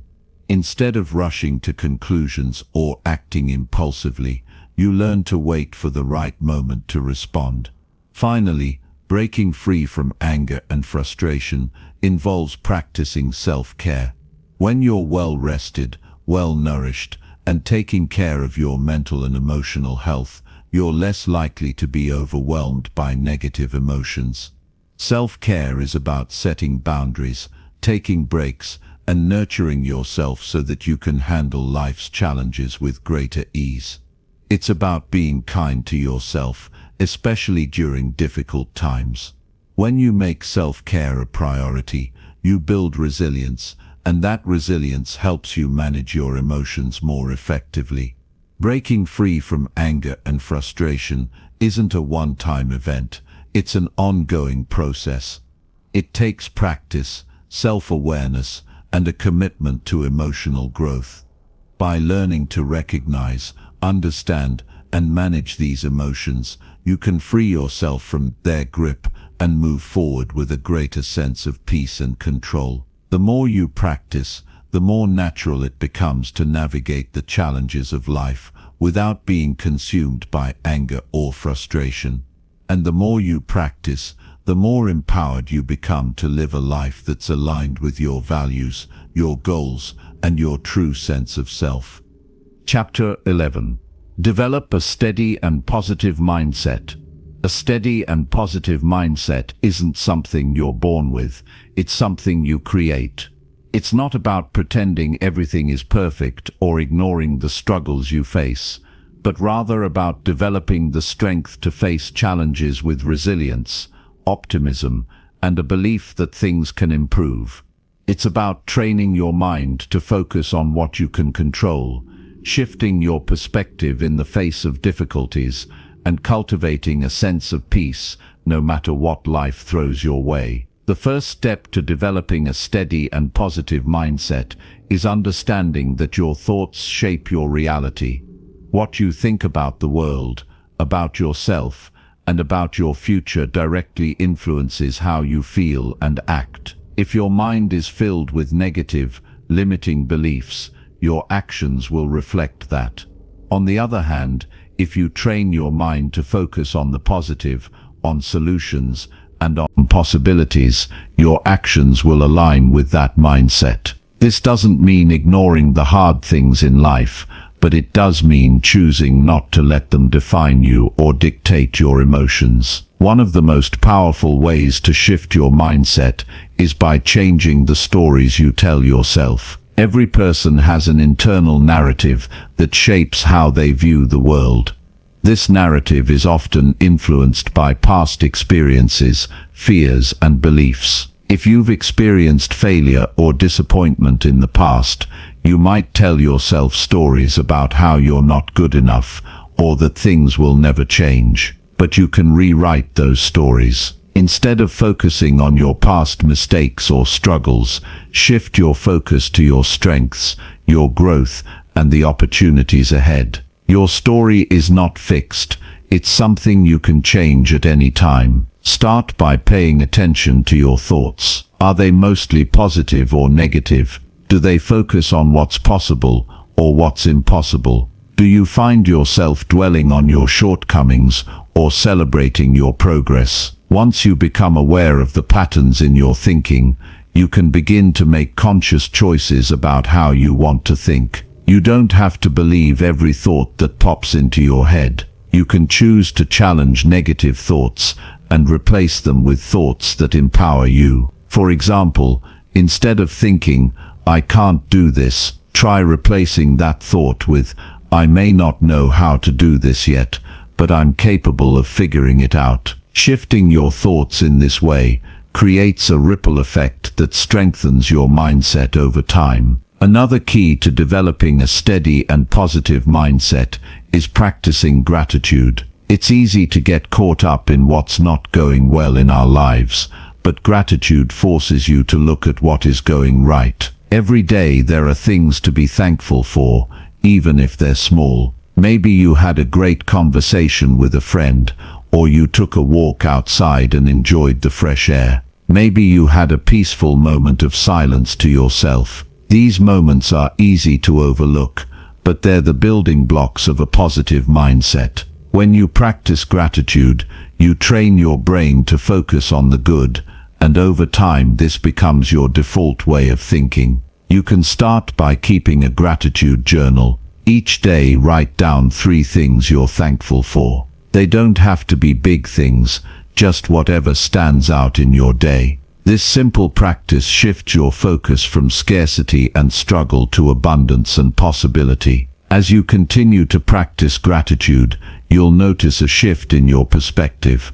You'll begin to see the positive aspects of your life more clearly, and your mindset will naturally become more steady and optimistic. Another way to strengthen your mindset is by surrounding yourself with positive influences. The people you spend time with have a significant impact on your thoughts and emotions. If you're constantly around negative, critical people, it can be hard to maintain a positive mindset. On the other hand, when you surround yourself with people who uplift and support you, it becomes easier to stay positive, even during tough times. Choose to spend time with people who inspire you, who encourage your growth, and who challenge you to be your best self. At the same time, it's important to limit your exposure to negativity in all forms. This means being mindful of the media you consume, the conversations you engage in, and the environments you put yourself in. If you're constantly watching negative news, reading pessimistic articles, or having conversations that drain your energy, it can be hard to maintain a steady mindset. Take control of what you expose yourself to. Choose to surround yourself with positivity, whether it's through books, podcasts, uplifting conversations, or inspirational social media accounts. Your environment plays a major role in shaping your mindset, so make sure it's one that supports your growth. A steady mindset is also built on the foundation of self-care. When you take care of your physical, emotional, and mental well-being, you're better equipped to handle life's challenges with grace and resilience. Self-care isn't just about pampering yourself, it's about giving yourself the tools you need to stay strong, focused, and centered. This might mean getting enough sleep, eating nourishing foods, exercising regularly, or engaging in activities that bring you joy and peace. The more you take care of yourself, the more resilient you become in the face of adversity. Self-compassion is another vital component of a steady mindset.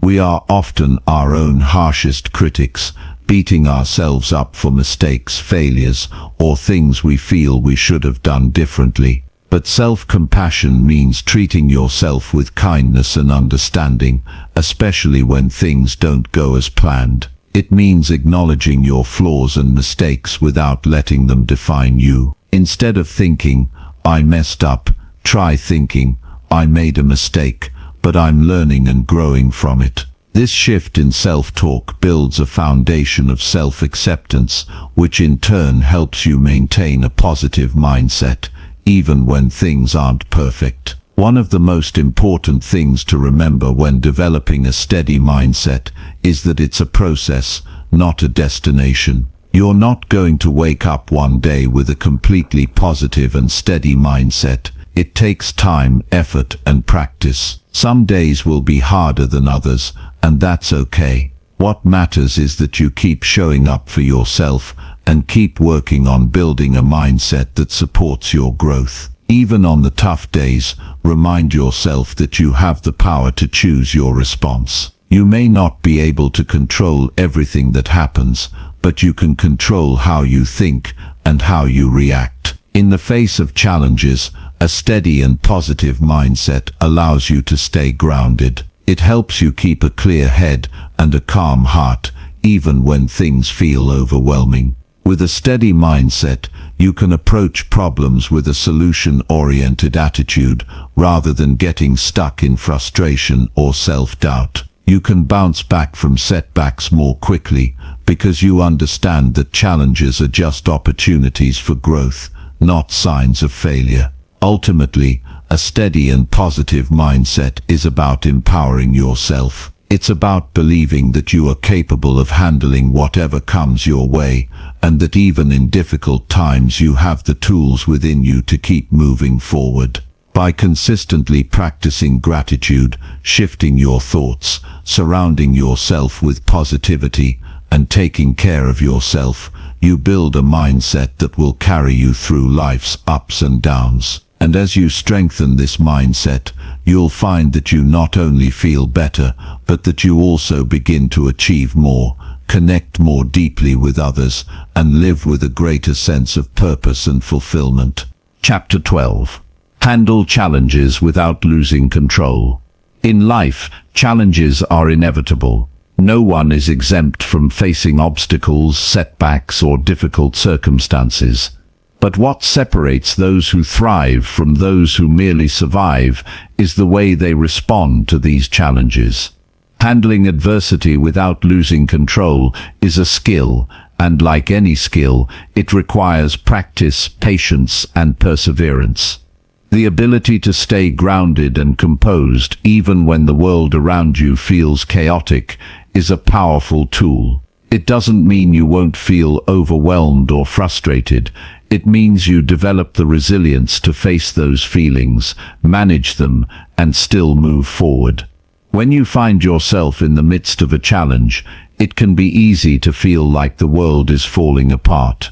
You might feel lost, uncertain, and even hopeless at times. But it's important to recognize that these feelings are temporary. Challenges, while difficult, are often opportunities for growth. The key to overcoming them lies in how you manage your emotions and reactions. When things aren't going your way, it's easy to spiral into a sense of helplessness. The first step is to pause and take a step back.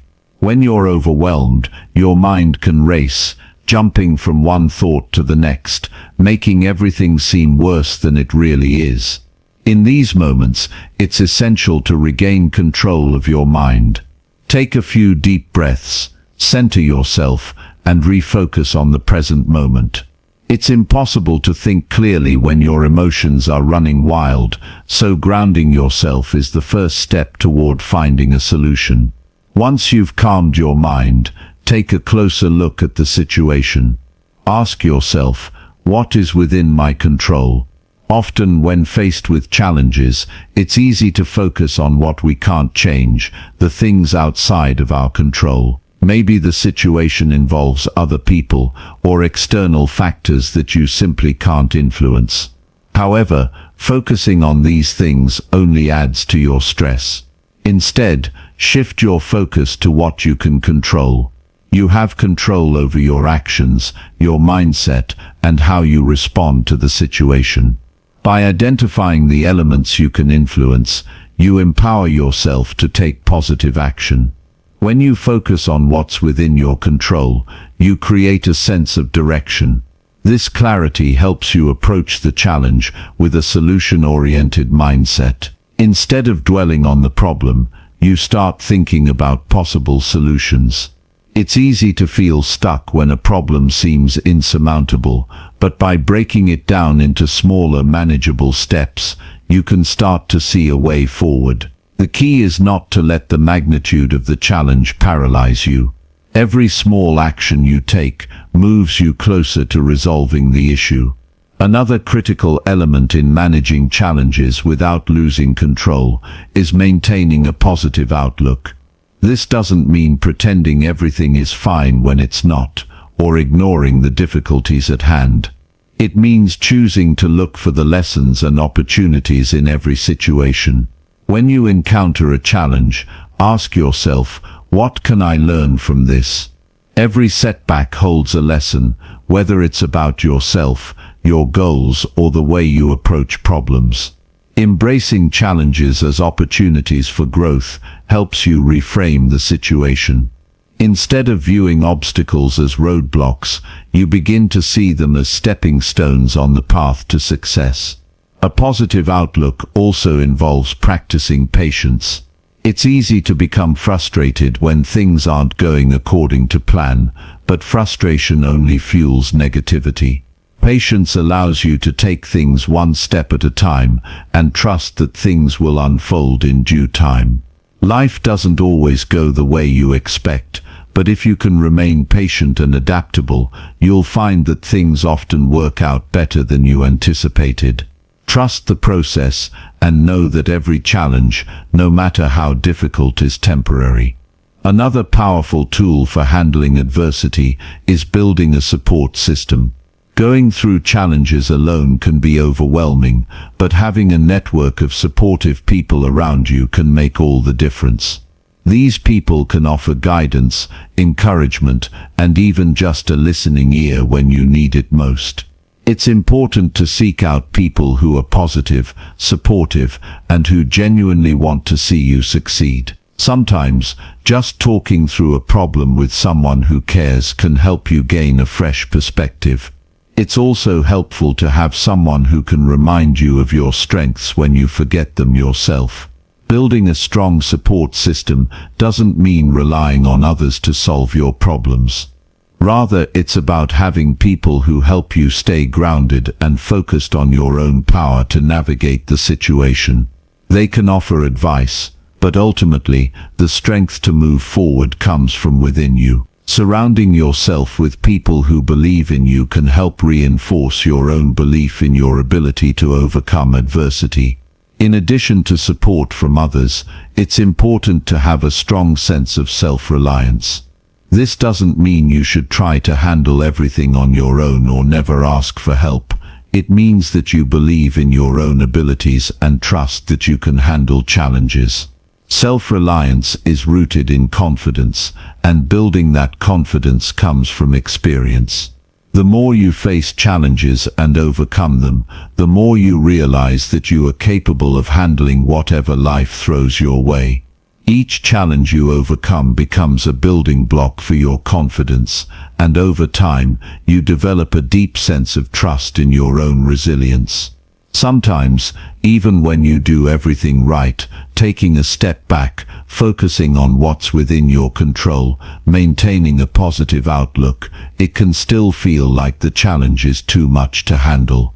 In those moments, it's crucial to remember that you don't have to have all the answers right away. Progress is often made one small step at a time.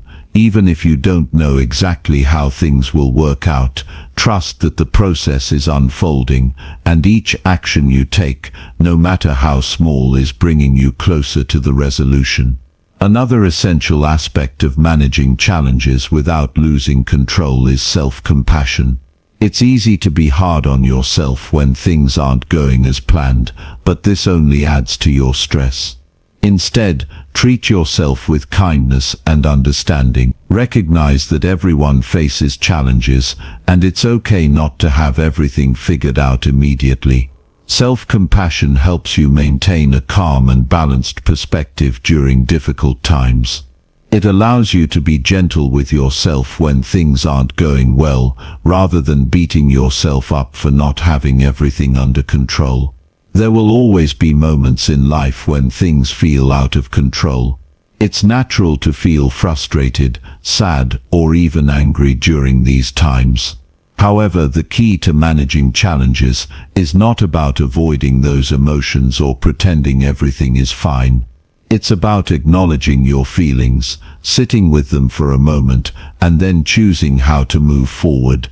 By allowing yourself to experience your emotions without judgment, you create space for healing and growth. From that place of self-awareness, you can take the necessary steps to regain control and continue moving forward. Ultimately, handling challenges without losing control is about finding balance. It's about recognizing that life isn't always easy, but that you have the inner strength to face whatever comes your way.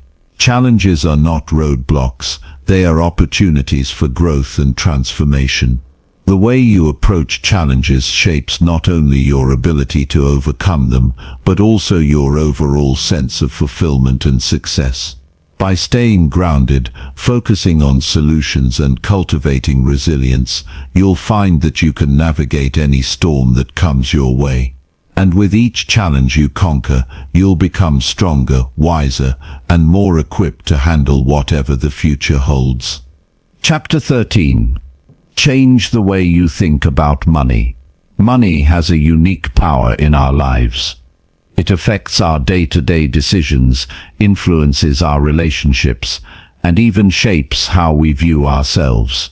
The way we think about money is often passed down from our environment, whether that's from family, culture, or society. In some cases, we may inherit a mindset of scarcity, where money feels like something that's hard to come by. In others, we might develop a mindset of abundance, where money is viewed as a tool to help us achieve our goals. Regardless of how we were raised or what we've been taught, it's important to understand that our relationship with money is not fixed. It can be shaped, improved, and reframed in a way that empowers us to make smarter financial decisions. The first step to transforming your relationship with money is recognizing the beliefs you have about it. Take a moment to reflect on your thoughts when you hear the word money. Do you feel anxious, excited, or perhaps indifferent? Understanding these feelings is crucial because they often influence the actions you take in regard to your finances. If you feel anxious about money, for example, you might avoid dealing with it altogether, leading to missed opportunities and financial stress. On the other hand, if you feel excited and positive about money, you're more likely to take proactive steps to grow it. One of the biggest misconceptions many people have is that money is the root of all evil. This belief often stems from religious teachings or moral judgments. However, money itself isn't inherently good or bad. It's simply a tool. It's how we use it and the value we place on it that determines its impact on our lives. Money, when used responsibly, can provide security, freedom, and opportunities. It allows you to invest in experiences, support your loved ones, and contribute to causes you believe in. It can be a powerful means of creating positive change, both for yourself and for others. Understanding the role of money in your life requires shifting from a scarcity mindset to one of abundance. A scarcity mindset can trap you in fear and worry. You might constantly worry about not having enough or fear that there won't be enough to go around. This mindset can cause you to make poor financial decisions, such as hoarding money or avoiding investments out of fear. In contrast, an abundance mindset is rooted in the belief that there are always opportunities for growth and that resources are plentiful. When you adopt an abundance mindset, you're more likely to take calculated risks, invest in your future, and create a healthy flow of wealth into your life. One of the best ways to start shifting your mindset is by practicing gratitude.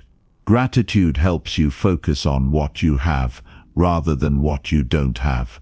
When you're grateful for the money you do have, you begin to appreciate it more and are more likely to use it wisely. You'll also be more open to receiving money and opportunities when they come your way. Rather than thinking of money as something you're constantly chasing, you'll start to see it as a tool to be used strategically to create more abundance. It's important to recognize that having a positive relationship with money doesn't mean you need to have an unlimited supply of it. Instead, it's about using the money you have in a way that aligns with your values and goals. This requires being mindful of how you spend, save, and invest your money. It's easy to get caught up in consumer culture, where the pressure to keep up with others leads us to make impulsive purchases or take on unnecessary debt. But when you develop a deeper understanding of what truly matters to you, it becomes easier to make financial decisions that support your well-being and long-term success. One powerful tool for creating a healthier relationship with money is budgeting.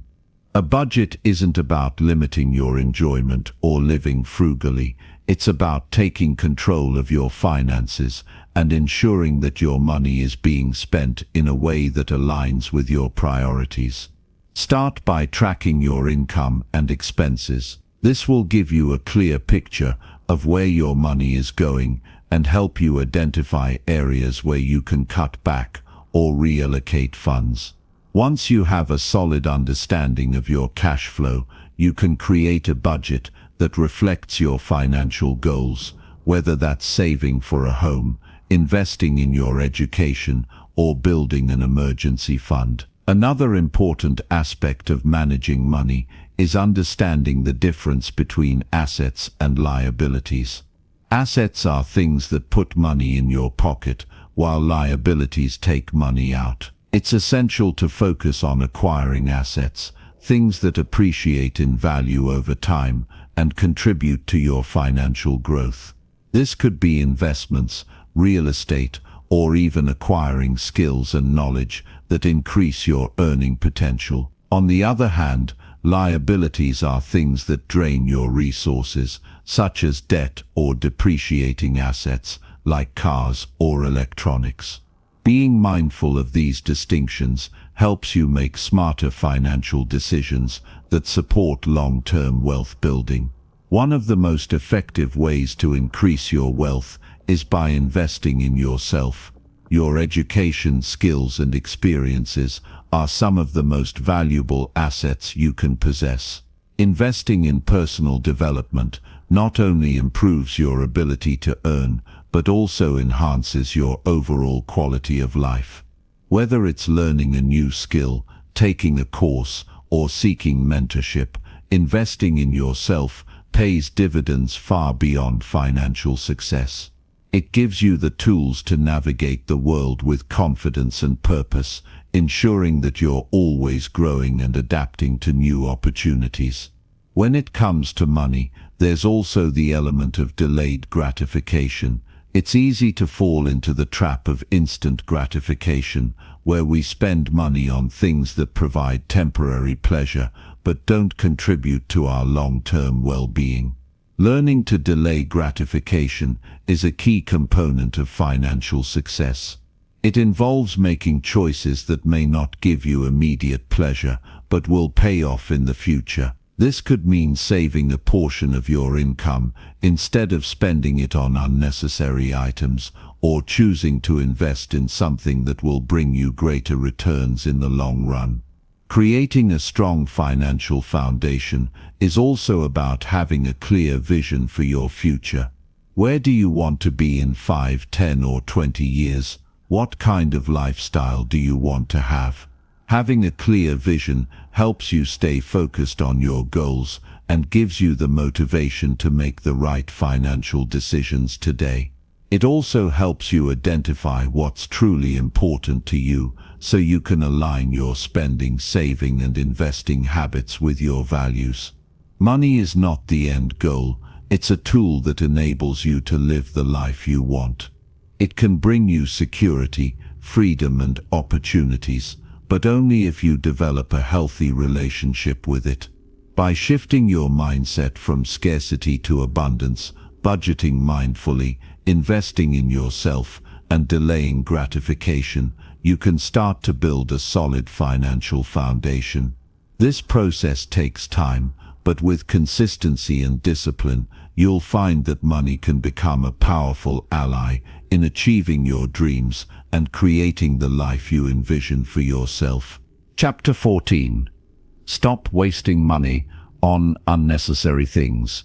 It's easy to fall into the trap of thinking that money is just a means to satisfy immediate wants, that we need to buy the latest gadget or designer clothes to feel good about ourselves. Society constantly bombards us with messages telling us that consumption is the key to happiness, that the more we buy, the better our lives will be. But in reality, constantly spending money on things we don't need only drains our resources and often leaves us feeling emptier than before. We buy things to fit in, to feel validated, but these things don't bring lasting fulfillment. The truth is, money spent on unnecessary things is money that could have been put towards something that truly enriches our lives. The key to managing your money better lies in understanding the value of what you're purchasing and ensuring that what you spend aligns with your priorities. If you find yourself frequently spending money on things that don't contribute to your long-term well-being, it's time to take a step back and reassess how you're using your resources. The first thing to consider is whether the purchase is truly necessary. Do you need that new phone? Will it really improve your life, or are you simply buying it because you've been influenced by advertising or peer pressure? Before making any purchase, ask yourself if it will genuinely add value to your life. Is it something that will enhance your happiness or serve a real purpose? If the answer is no, it's probably something you can live without. One of the most powerful changes you can make in your spending habits is shifting your focus from short-term gratification to long-term value. Instead of buying something just because you want it now, think about whether it will still be valuable to you a year from now.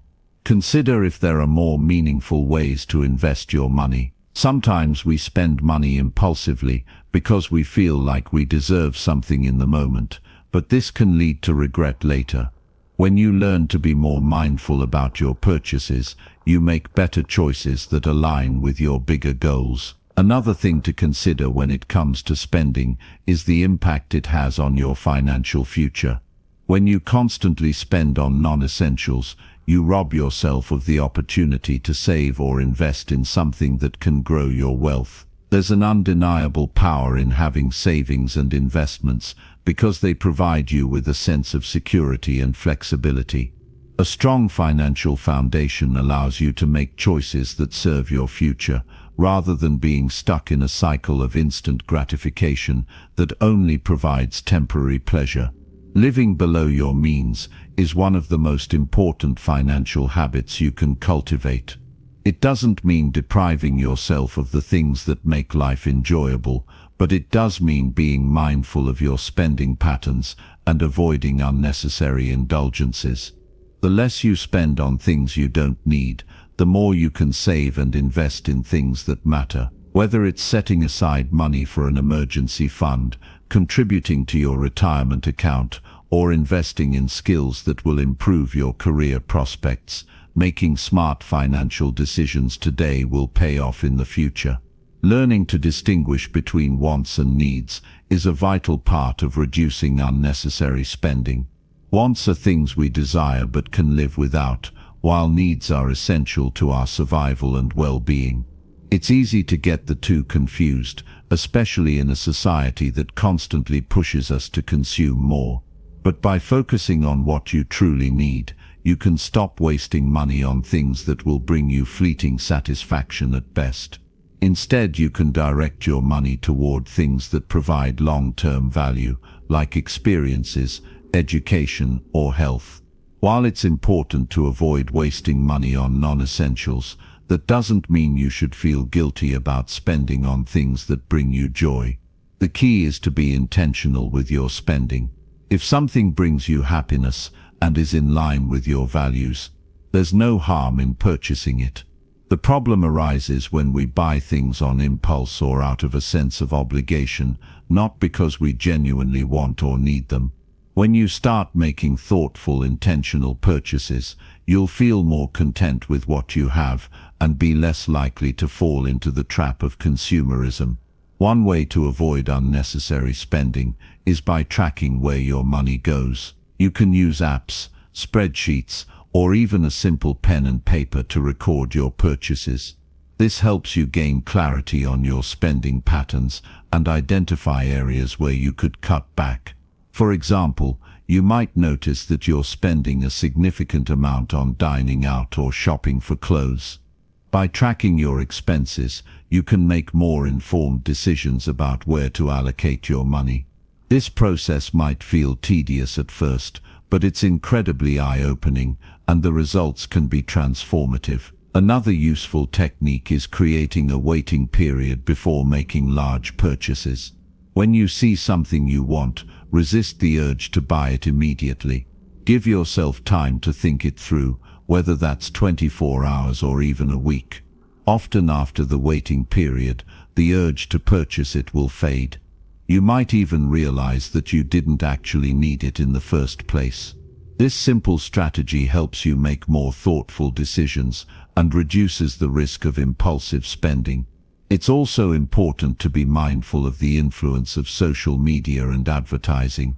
We're constantly exposed to ads and influencers showing us the latest trends, making it easy to feel like we need to keep up with them. But remember that these advertisements are designed to make you feel like you're missing out if you don't buy the product. The reality is that you don't need to buy into every trend. Instead of measuring your self-worth by what you own, focus on what you can give and how you can contribute to the world. Real fulfillment comes from within, not from the things you accumulate. Another helpful practice is to focus on experiences rather than possessions. Experiences like traveling, spending time with loved ones, or learning new skills often bring more lasting happiness than material goods. When you prioritize experiences, you invest in memories that can enrich your life in ways that things simply can't. You'll also find that you need less stuff to feel content. Experiences are often more fulfilling because they create deeper connections and contribute to your personal growth. As you start to reduce your spending on unnecessary items, you'll also begin to appreciate the things you do have more. Instead of constantly seeking the next best thing, you'll find contentment in the things that are already a part of your life. This shift in mindset can bring a sense of peace and satisfaction that material possessions can never provide. Ultimately, the goal is to develop a mindset of abundance where you appreciate what you have and make thoughtful choices about what you spend your money on. It's not about deprivation, it's about intentionality. When you learn to stop wasting money on unnecessary things, you free up resources that can be used to build a future that aligns with your values. By being mindful of your spending habits, you take control of your financial life and pave the way for a more fulfilling, secure, and purposeful existence. Chapter 15. Increase your income with smart decisions. The idea of increasing your income might sound like a daunting task, something only achievable by the fortunate few or those with a special talent. But in reality, anyone has the potential to increase their income, provided they approach it with the right mindset and strategy. Increasing your income is about more than just getting a higher-paying job or starting a side hustle. It's about smart decisions, creating opportunities, and having the discipline to take consistent action toward your financial goals. One of the first things to understand is that money is a tool. It can work for you, not just through traditional jobs or investments, but also through the value you provide to others. No matter what your current situation is, there's always a way to generate more income. It all starts with shifting your perspective. Instead of viewing money as something scarce, view it as a resource that flows based on the value you offer. When you focus on creating value, the income follows. This mindset can open doors to new opportunities that you might have overlooked in the past. Building a solid foundation of skills and knowledge is one of the most effective ways to increase your income over time. The more valuable you are to the marketplace, the more you can charge for your services, whether as an employee, freelancer, or entrepreneur. This doesn't necessarily mean you need to acquire a fancy degree or certification, but you do need to develop skills that are in demand. Take the time to learn something new, improve on existing skills, or specialize in a particular area. When you become an expert in something, you automatically increase your earning potential. For example, learning how to code, improve your writing, or become skilled in a technical trade can open up numerous doors for higher-paying jobs or freelance opportunities. What's great about today's world is the accessibility to online courses and resources. The internet has made it easier than ever to learn and expand your knowledge. Whether it's through free resources or paid platforms, the opportunities are endless. It's about finding something that excites you, something that will help you add value in a way that others are willing to pay for. Building a network is another powerful way to increase your income. The people you know and the relationships you foster can be just as important as the skills you possess. Many opportunities come not from cold applications or job ads, but from personal connections. Networking isn't about making small talk or trying to impress others. It's about building meaningful relationships with people who share similar interests or goals. A strong network can offer you access to job opportunities, collaborations, clients, and even mentorship that can help elevate your financial situation. In addition to networking, learning how to sell yourself and your skills is crucial. Whether you are applying for a job or pitching a product, being able to communicate your value clearly and confidently is essential. The ability to sell isn't limited to the world of marketing or sales. It applies to every aspect of life. Whether you're negotiating a salary or trying to secure a freelance contract, being able to communicate your worth is key. Practice how you present yourself and your skills, and ensure that you're always demonstrating the value you bring to the table. Of course, one of the most direct ways to increase your income is by finding multiple streams of revenue. Relying on a single source of income can be risky, especially in an uncertain economy. That's why it's important to explore side gigs, freelance opportunities, or investments that can help you build wealth. Whether it's starting a side business, investing in stocks or renting out a spare room, creating additional streams of income, provides more financial security and helps you accelerate your wealth-building journey. Creating a side business can be a great way to supplement your income. It doesn't have to be a grand idea or something you need to dedicate all your time to. Start small with something that aligns with your skills and passions. It could be anything from freelance writing, graphic design, or online tutoring, to selling handmade products online. The key is to start, even if it's just a few hours a week. Consistency over time will add up, and eventually, what was once a side gig can turn into a full-fledged business. Investing is another avenue to increase your income. While investing carries risk, it's one of the most powerful ways to grow your wealth over time.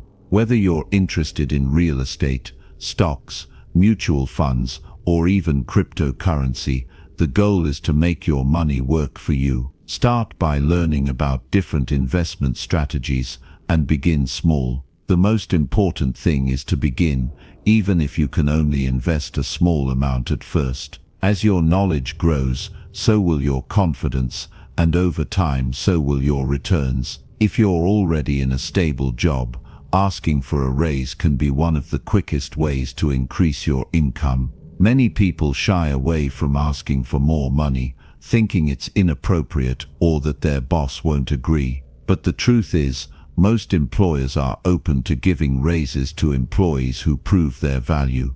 To increase your chances, ensure that you're exceeding expectations in your role and have concrete evidence of your contributions. When you approach the conversation with confidence and a clear understanding of your value, you'll be much more likely to succeed. If you're in a position to do so, investing in your personal development is also an excellent way to increase your income in the long run. Books, courses, conferences, and even hiring a mentor can all be powerful tools to help you level up your career or business. Never underestimate the value of investing in yourself. It pays the best dividends because, in the end, the more you improve yourself, the more valuable you become to others, and that translates to higher income. Managing your finances well is also a crucial component of increasing your income. It's not enough to just earn more.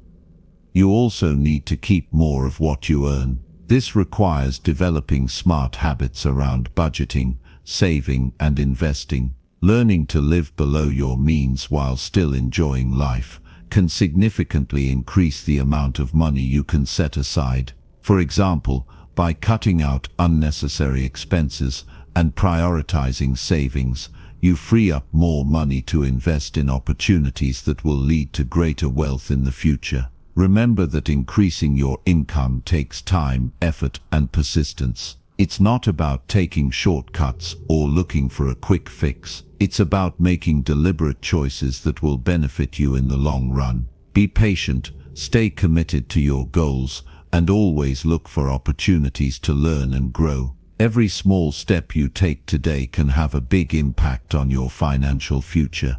With consistent action, a focus on adding value, and a willingness to learn, you can take control of your financial destiny and increase your income in ways that will serve you for years to come.